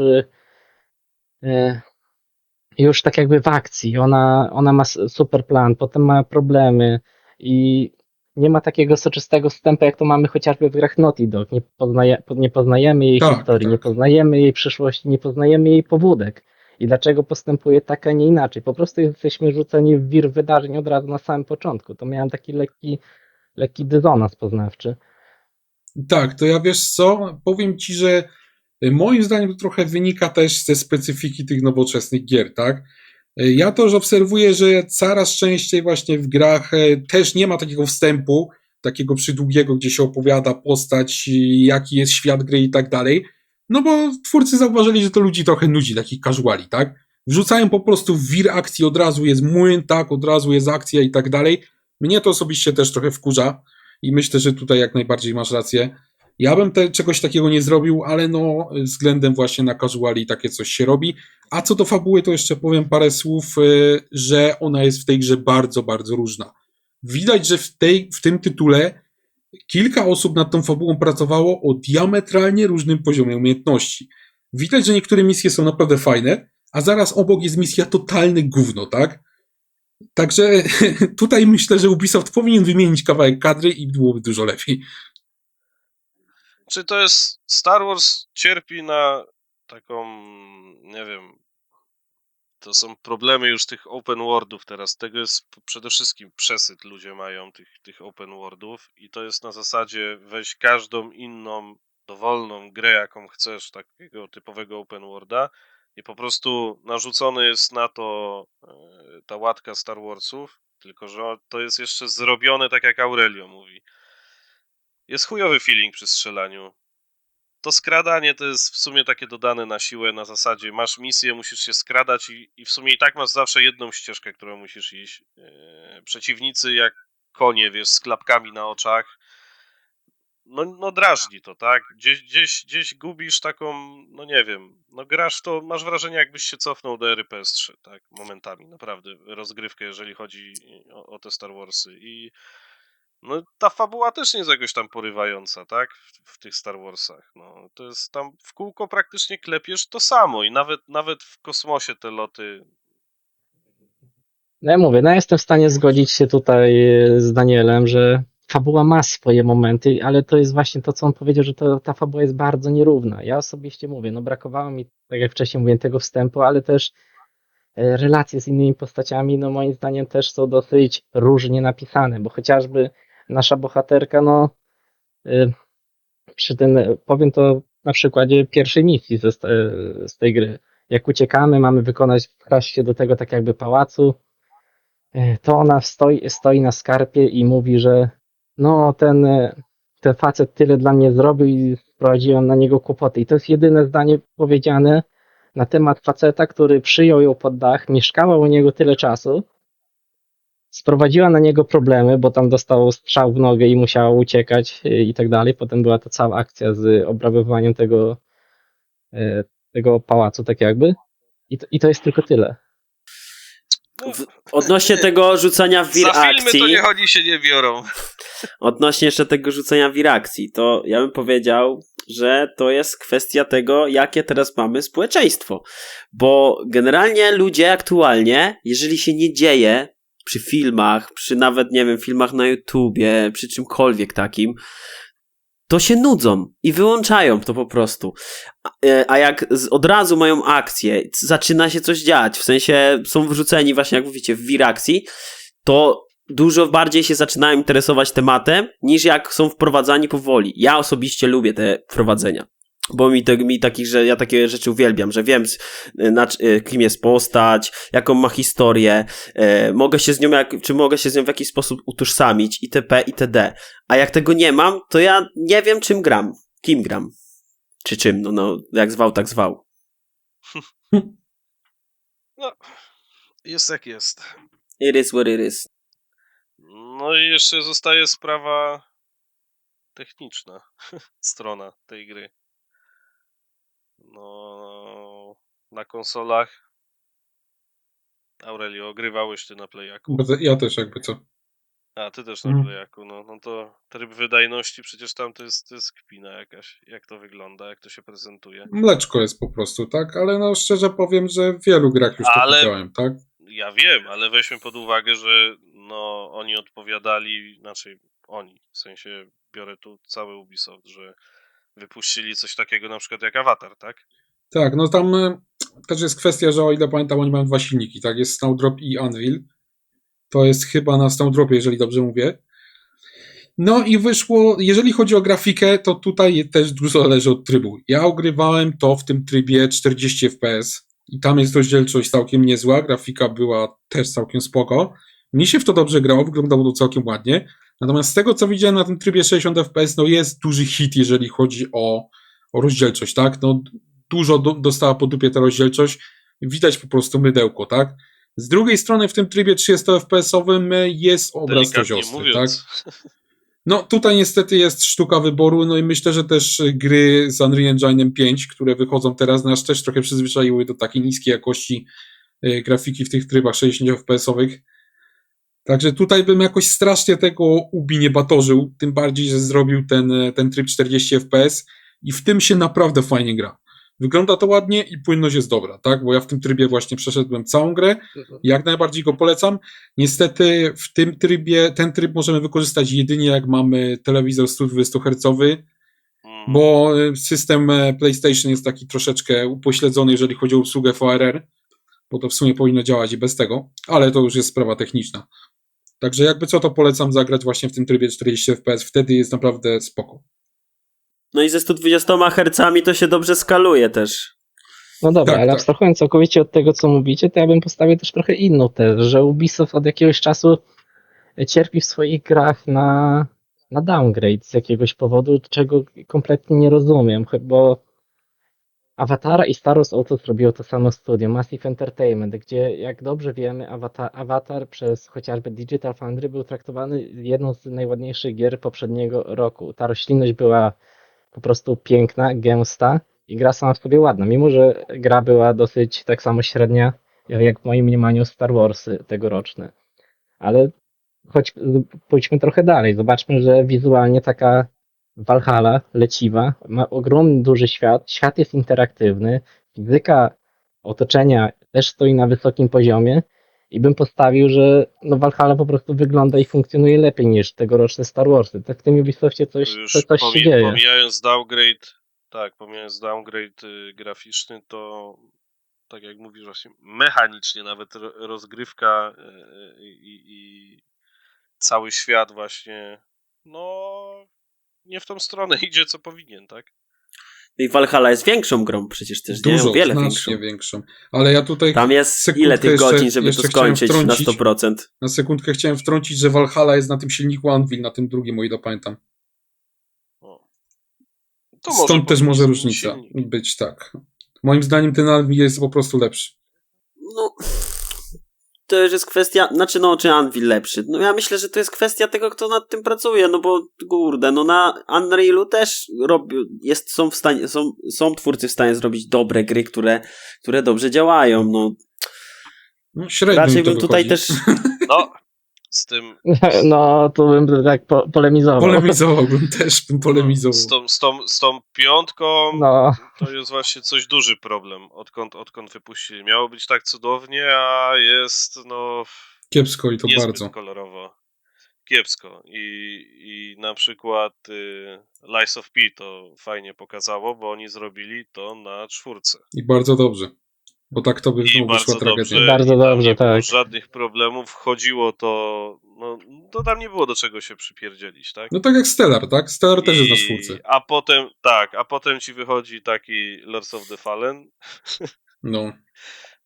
No i mamy co mamy. I mamy Unreal'a Engine'a 5 i no, Jest jak jest. no ten silnik jest trochę przehypowany i nie każdy potrafi wykorzystać potencjał tego silnika, dlatego dostajemy w wielu grach kwiatki takie, a nie inne, niestety.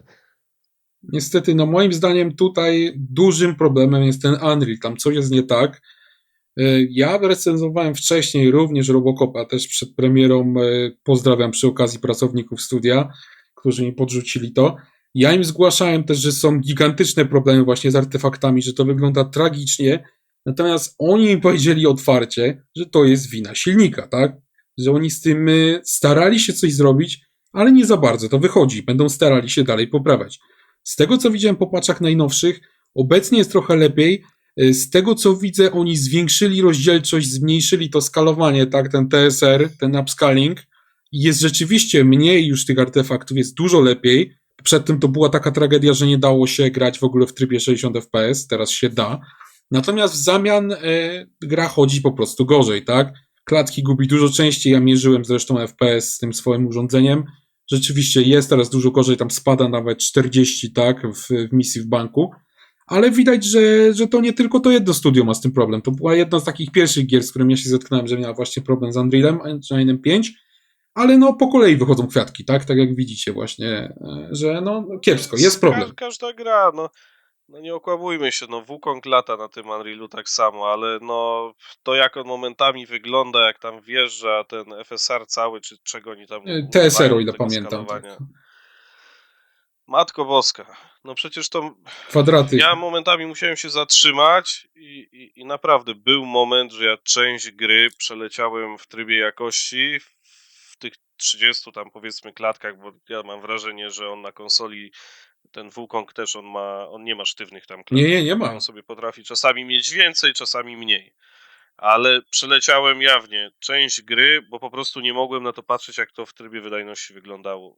Tam ruch, jak masz tam na przykład ten hełm z czułkami i tak dalej. Boże, jakie tam się poświaty robiły, co tam się z teksturami działo, jak ty zacząłeś się ruszać, gdzieś jakieś, wiesz, trawa była, kwiatki, masakra. To No, naprawdę, to albo 10 metrów od telewizora usiąść, no albo po prostu przełączyć tryb, bo tryb jakości naprawdę tam, no to super, no ale no klatki robiły swoje, a niestety w takiej grze, no jednak klatkarz, no No, potrzebny jest. szkoda, że tych 40 FPS-ów nie było, bo to jest taki tryb pośredni. szkoda. Znaczy, wiesz co, tam jest tryb, Jest Jest? ten tryb. ale on jest popsuty, tam A. jest tryb balans, ale on tak, nie chodzi w 60, wygląda gorzej niż tryb wydajności i nikt nie wie, o co chodzi z tym trybem. Czy to coś skopali, no bo tak jak mówiłem, w Tam Outlawsie na coś przykład popsuli, no. jest tryb 40 FPS i on loka ma na 40, tak? No i w miarę są stałe, Tak, no.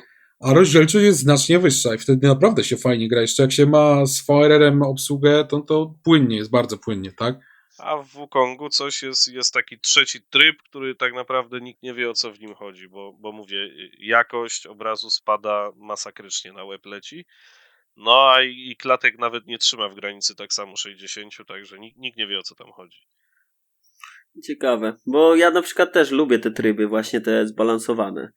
Jak jest to dobrze zrobione, jest trochę wyższa rozdzielczość, a ja jestem przez to, ile czasu spędzam na Steam Decku grając, no to ja sobie generalnie większość gier, jeżeli pozwalają oczywiście, no bo no Baldur, no to nie pozwoli ci na takie coś, no bo to żyłuje deka, ale jak, nie wiem, przypuśćmy Wiedźmina sobie na deku ogrywałem, to ja sobie lokowałem klatki na 45 i dłuższy czas pracy na baterii i przede wszystkim gra nadal się płynnie. Te 45 klatek, tak przynajmniej dla mnie, to jest złoty środek, po prostu.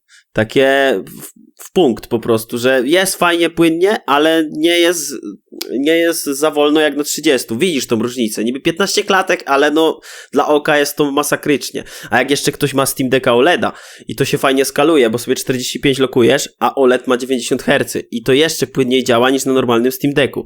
I to jest naprawdę fenomenalna sprawa. No te tryby pośrednie, ja właśnie żałuję, że one nie Dobrze, są w każdej grze wykorzystywane. Moim zdaniem powinno być ich znacznie więcej. W takim Space Marine na przykład dwójce ja bym chętnie taki tryb przywitał, szkoda, że go tam nie ma. W ogóle jeszcze wracając do tych trybów i do samego prosiaka, to ja mam nadzieję, że oni ten VRR na tym prosiaku jednak zrobią w takich normalnych widełkach, a nie znowu od 48 klatek, bo to jest docelowo powinno od 28 działać, dobrze mówię? Czekaj, 20... To jest, Czekaj, tak mi się tam wydaje, było. że to jest chyba 28 klatek w górę, a na Playaku nie wiem, co oni zrobili, że to nawet na 24 Xboxie chyba, działa.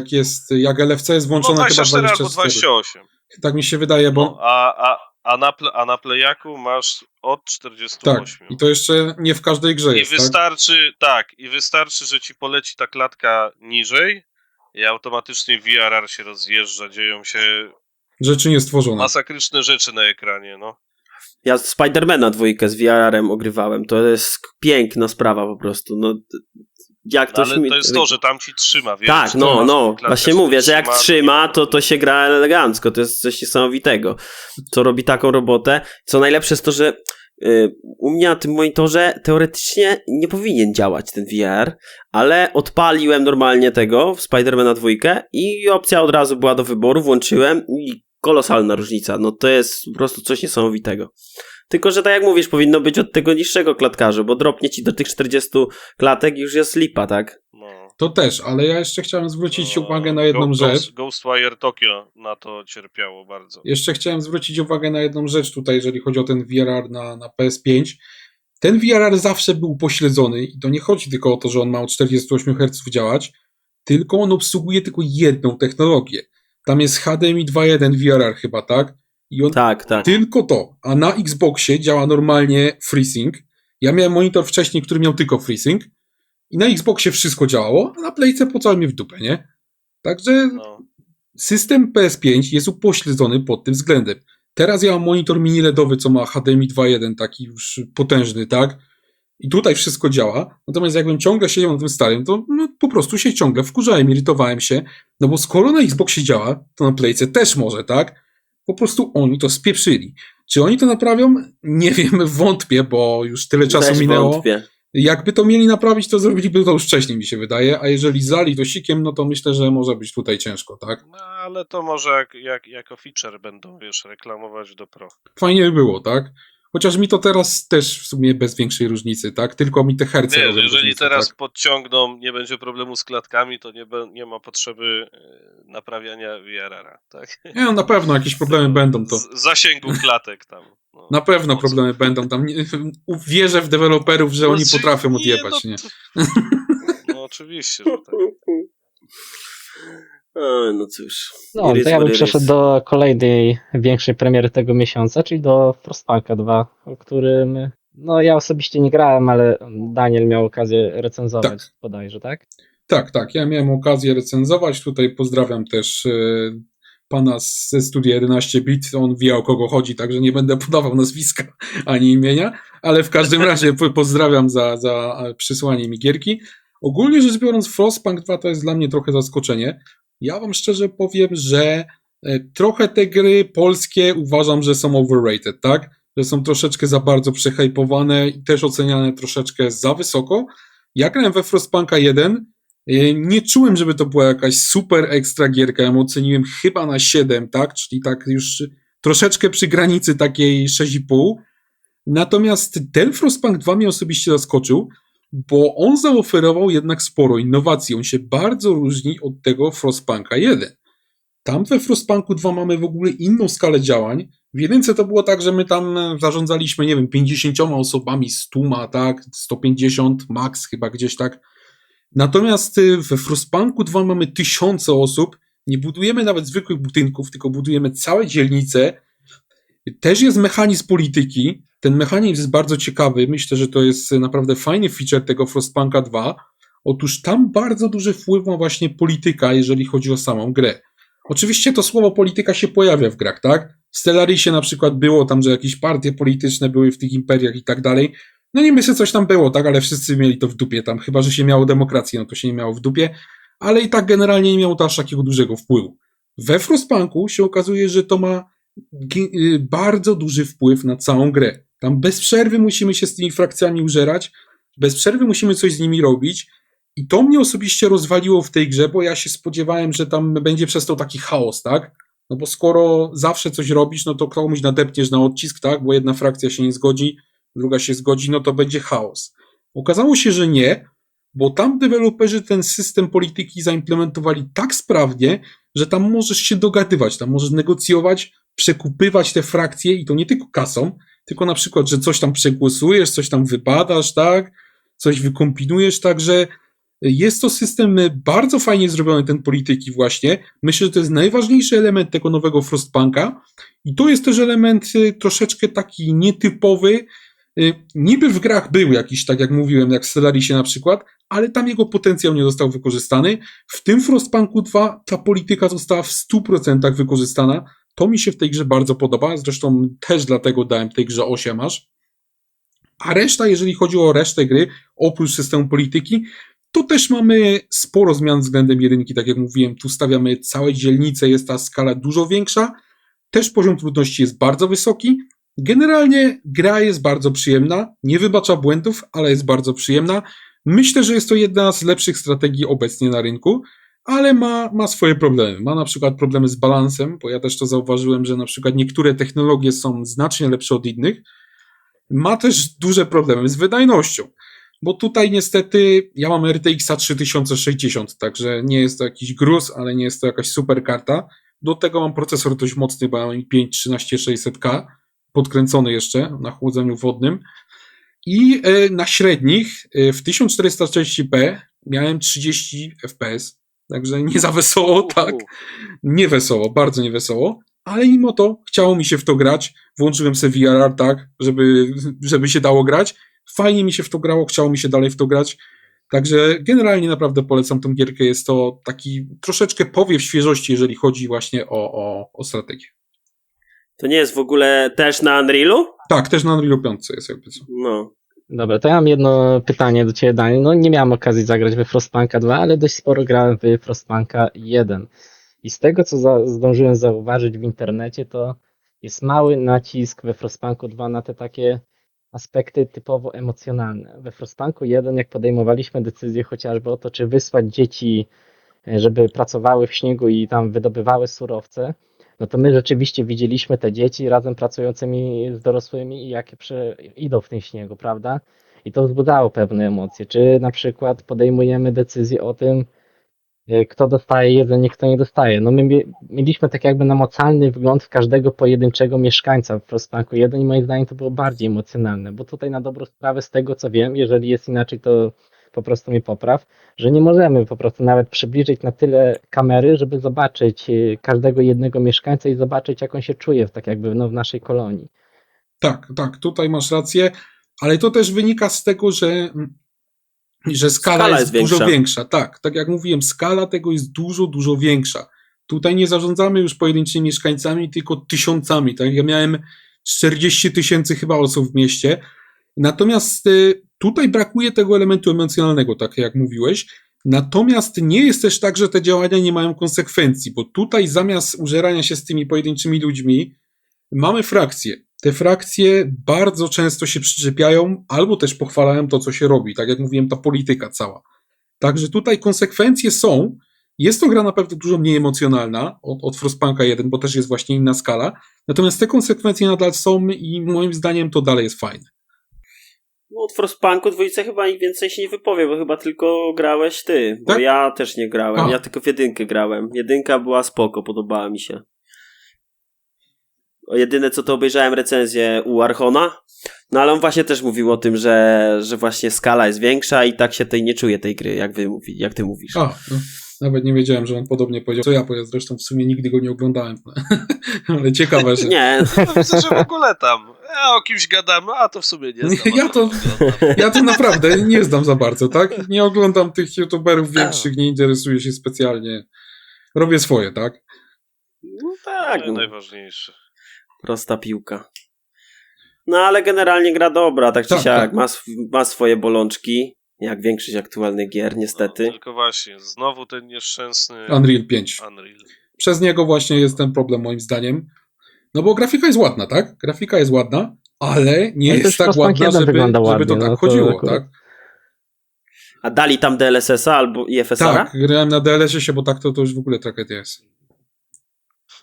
Nie, także no, dawno nie widziałem takich klatek u mnie na kompie, tak? Także ja nie mam jakiegoś super kompa, tak? To jest komputer deweloperski generalnie, ale no 3060 to nie jest słaba karta, tak? No słaba nie jest, no fakt. A jeszcze masz tą 12 czy 8? 12 mam. No to już w ogóle, no. 12 mam do AI potrzebowałem, także wziąłem tą z większą pamięcią. Bo jak mój szwagier ma 3060 Ti, to tam tak czasem zadyszki łapie ta karta, że jest te 8 giga, Tak. że aż tragedia. Tak, to słyszałem, że podobno jest problem właśnie z tym 8 giga, ale specjalnie też brałem właśnie 12, bo chciałem więcej mieć pamięci przede wszystkim, bo mi na grach to mi średnio zależy, tak? Ale mi chodziło głównie o AI. No i tam się sprawdza całkiem dobrze, a że ja przy okazji się przydaje czasami, jak ja gram na kompie, bardzo rzadko gram na kompie, ale jak się czasami zdarzy taki Frostpunk, to jeszcze daje radę też. Chyba że jest Unreal Engine 5, to już wtedy nie. Ale to już nie wina kart. No nie, to już...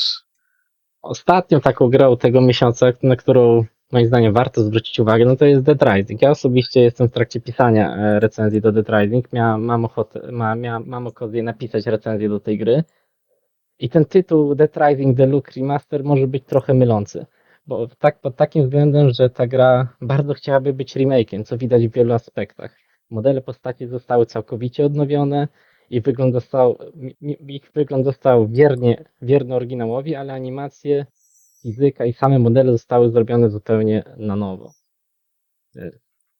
Również sam gameplay został usprawniony. Zamiast tego w oryginale był taka strzałka prowadząca nas do celu. To zostało odświeżone. Teraz mamy taki długi ze współczesnych gier pasek służący nam jako minimapę. Generalnie gra wydaje się bardziej intuicyjna. Zamiast właśnie ta minimapa jest bardziej intuicyjna zamiast tej strzałki. Jedyny szum, który usłyszałem o tej grze, no to sporo pisało się przed premierą o cenzurze tej gry. Tylko że ta cenzura sprowadza się do tego, że usunięto tylko element punktów za erotykę. Nie dostajemy już punktów za erotykę, ale na przykład za rwanie flaków, za zdjęcie już dostajemy normalnie punkty. No dobra, a tam cenzura nie dotknęła tych psycholi, nic tam nie pozmieniali Nie, w tym, co właśnie tam się działo. co do tych psycholi, to nadal te walki są tak samo w pewnym sensie irytujące jak w oryginale, bo zwykłe zombiaki zdejmujemy na cios, 2 i tak dalej, czy jeden strzał z magazynka, pistoletu, a ludzi no to są gąbki na pociski. Nadal to są gąbki na pociski, to są najbardziej irytujące akurat fragmenty tej gry. Tryb tych 72 godzin również został, to akurat klasycznie. Oprócz tego został dodany autosave, ale autosave też nie działa wszędzie. Klasycznie zapisujemy również tam na kanapie i w łazienkach. No dobra, ale to na jakiej zasadzie w ogóle autosave tu teraz działa? W W sensie przejściach. co, giniesz, no bo wiadomo, w oryginale ginąłeś, elo, jak w roguelike'u, zaczynałeś od nowa, zostawało ci życie, co żeś tam sobie dobił, skilla jakiegoś tam się nauczyłeś, nie wiem, tam przykładowo Nie, skoków z 2 nóg i tak dalej. teraz autosave zapisuje się po pierwsze w przejściach między poszczególnymi fragmentami tej galerii, a dalej po prostu przy danym postępie fabularnym, jak coś się wydarzy. Mówię, ja to mam wspomnienia, ale ja to mam z oryginalną wersją na premierę, jeszcze na 360, także No mówię, no zagrałbym sobie w tą mam wrażenie, że remasterkę, ale niestety, no mów. no mówię, że mam wrażenie, że ta gra bardzo chciała być remake'iem. No te postacie to wygląda, postacie, które zostały całkowicie odnowione, względem tego, co widzimy w oryginale, to jest niebo a ziemia, ale te otoczenie dookoła, no to tu jednak trochę pozostawia moim zdaniem do życzenia, mimo że też jest odświeżone i jest po prostu lepszy. Narzucona tekstura. Tak, nie tyle co narzucona tekstura, ale wiadomo, no oświetlenie, cienie, to wszystko działa lepiej, ale postacie, a to co widzimy, no to jest niebo a ziemia moim zdaniem. Nie no, sprawdź. Znaczy ja w ogóle liczyłem na cenę, że będzie trochę niższa będzie jednak cena tego To ile remastera. to wycenili? Teraz 219 bodajże.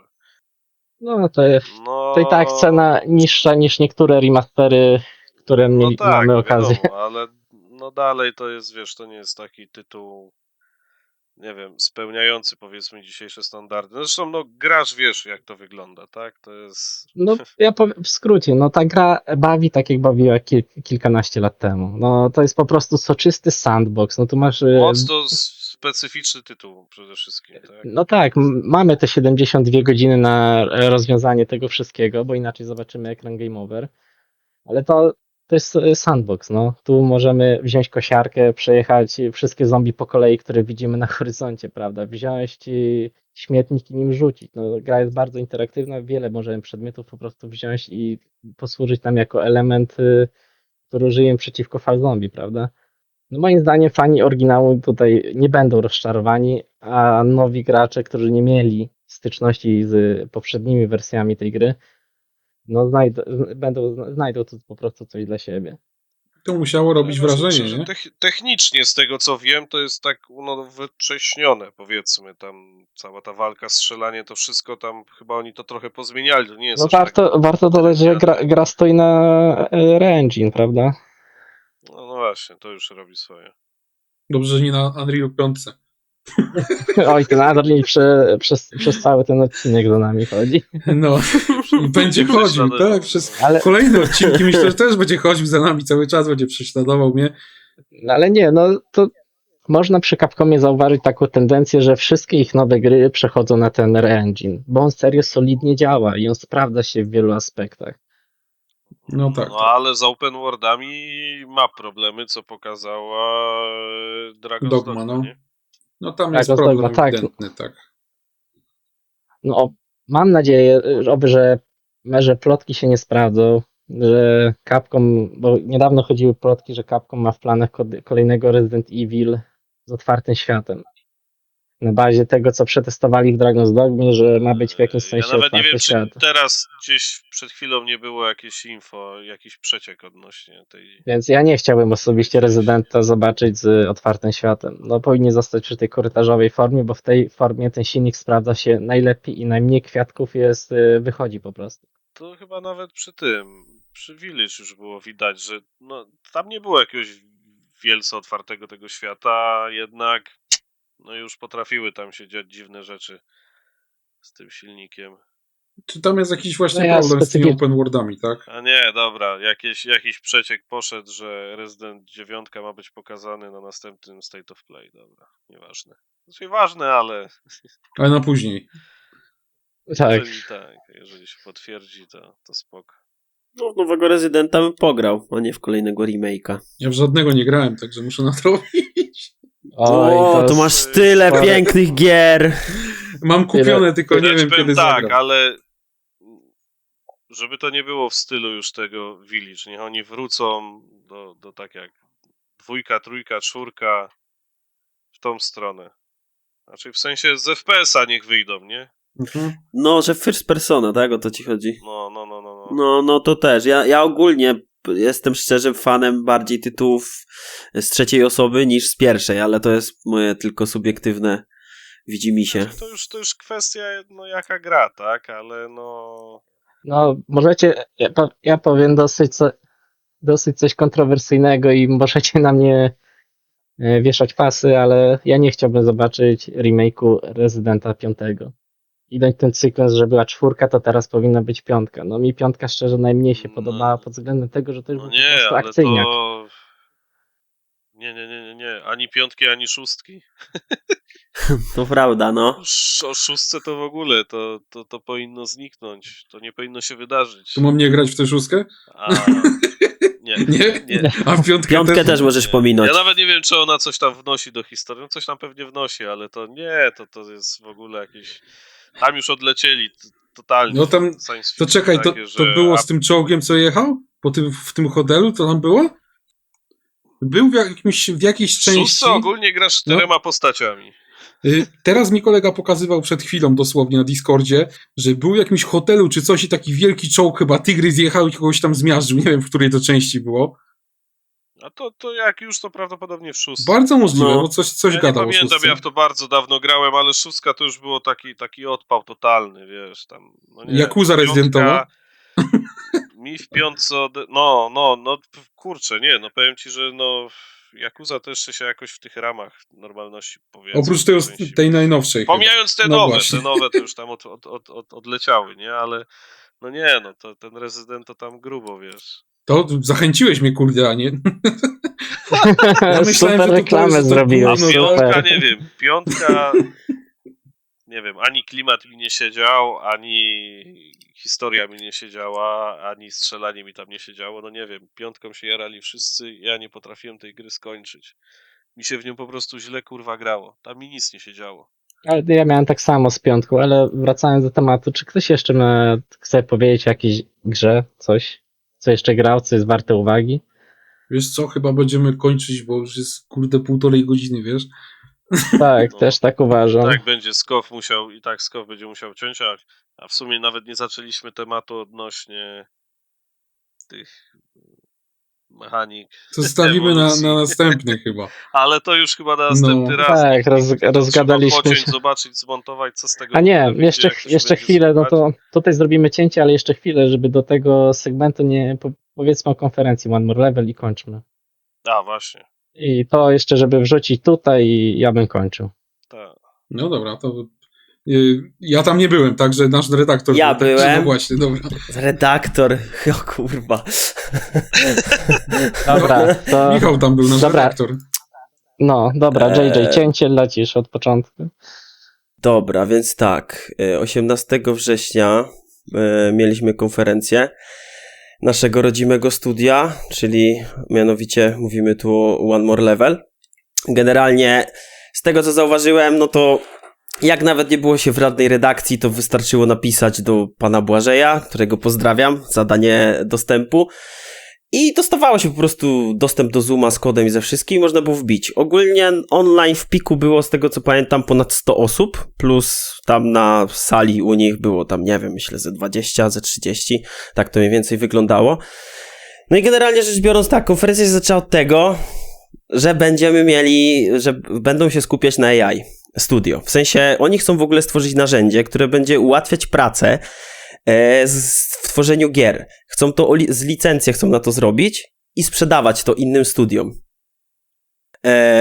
I to ma generalnie pomagać w dużej mierze nie na szczeblu kreatywnym, czyli tworzymy historię, postacie i te sprawy AI, tylko chodzi o stricte techniczne sprawy, żeby pomagało, to ułatwiało tam z pisaniem kodu i takich rzeczy. Druga rzecz odnośnie AI, chcą zacząć wprowadzać do swoich gier AI, które będzie uczyło się naszego gameplayu, tak można powiedzieć. Chodzi im o to, że oni na podstawie AI chcą mieć możliwość badania rynku, jaki gameplay, gameplay, jakie granie najbardziej pasuje graczom. I to też chcą wprowadzać do tego. I w sumie o tym AI to tyle było. Ale no to od razu zaczęli od AI, czego ja nie jestem fanem, no ale było tego, głównie o tych właśnie uczeniu się przez AI naszej rozgrywki. Studio zapowiedziało też 2 gierki. Jedna to się roboczo na razie nazywa Cyber Slash. Gra wstępnie ma mieć premierę w 2026 roku. Ma być, rozgrywka ma się w XIX-wiecznej Europie, w alternatywnej rzeczywistości. Silnik, nasz ulubiony, Nie, czyli Unreal Engine 5. nie. Powiedzieli Unreal Engine 5 i generalnie nazywa się Cyber Slash, ale zobaczyliśmy gameplay pre-alpha, no i to nie będzie miało nic wspólnego z cyber, tylko po prostu slash, bo ogólnie gra będzie z pierwszej osoby i pokazane było, jak postać idzie z mieczem, kataną, no ostrzem i z giwerą. Gra ma wyjść na PC, PS5, Xboxy i powiedzieli też, że po premierze PS Pro też już jest PS Pro brane pod uwagę. Nintendo Switch 2 na razie jest w ogóle skipnięty i ma być ewentualny badany rynek po premierze nowej konsoli Nintendo i ewentualny port na tą konsolę. Ale póki co to na razie nic o Switchu nie wiadomo. Gra ogólnie ma być dla fanów gier typu Ghost Runner i Souls-like, bo to w ogóle ma być gra z elementami Souls-like z pierwszej osoby. I jak to sami oni określili, jest to na ten moment największy projekt studia. To jest ich własne IP, jedno z 2, które będzie ich. Studio też powiedziało, że od tej pory wszystkie gry będą sami wydawać. Nie będzie wydawców, tylko będą tworzyć i wydawać gry sami. Będzie emisja tych akcji. Nie powiedzieli jeszcze kiedy, co i jak, ale będzie sobie można tam zainteresować się tym tematem. A jeszcze z gier to jest zapowiedziany projekt Swift.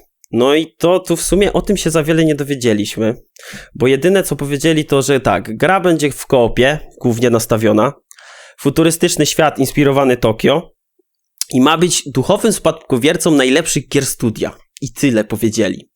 Ma być też Early Access, którego ja tam fanem jako osobiście nie jestem. I premiera tej gry znowuż jest planowana na 2027-2028. A aktualnie, no, ale to są plany, nie? Tak samo i z tym tą poprzednią grą, czyli tym Cyber Slashem, też jest wstępnie 26, ale nic tak naprawdę na razie nie wiemy dokładnie. A aktualnie, co dostaniemy od studia? Dostaniemy jeszcze dodatek do Ghost Runnera 2. Niestety, nie będzie to dodatek ani jakiś fabularny, ani nic, tylko powiedzieli, że to będzie dodatek kosmetyczny. O, I ja nie wiem, na czym to ma się opierać. trochę bida. Bo oni nic więcej na ten temat nie powiedzieli, więc raczej nie wiem, no co, dodadzą jakieś inne levele, w sensie no inaczej wyglądające czy coś, te same, no nie mam pojęcia, tak szczerze Sądzę, że to powiedziawszy. będzie tak jak w przypadku Ghost Runnera 1, że na przykład dostaniesz skiny do katany, świąteczną, lodową i tak dalej. Być może w pierdoły. tym kierunku, chyba inne pierdółki w tym. No i sami powiedzieli, że no, jeśli o wydawanie gier chodzi, no to oni będą się w sensie będą to wydawać, finansować tak? sprzedażą gier.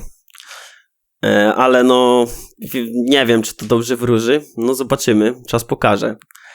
Z jednej strony fajnie, że sami chcą wydawać gry, z drugiej strony nie zawsze się to dobrze kończy. A trzecią jeszcze rzeczą jest, że no studio jeszcze wisi hajs wydawcy Ghost Runnera. Tam jest bodajże coś koło 3 milionów euro. No i muszą jeszcze to zwrócić. No wiesz co, jeszcze chciałbym tutaj nawiązać co do tej sprawy, że oni sami chcą wydawać gry. Nie wiem, czy to się nie okaże, że pożegnamy w ogóle pudełka, tak? Od tej firmy.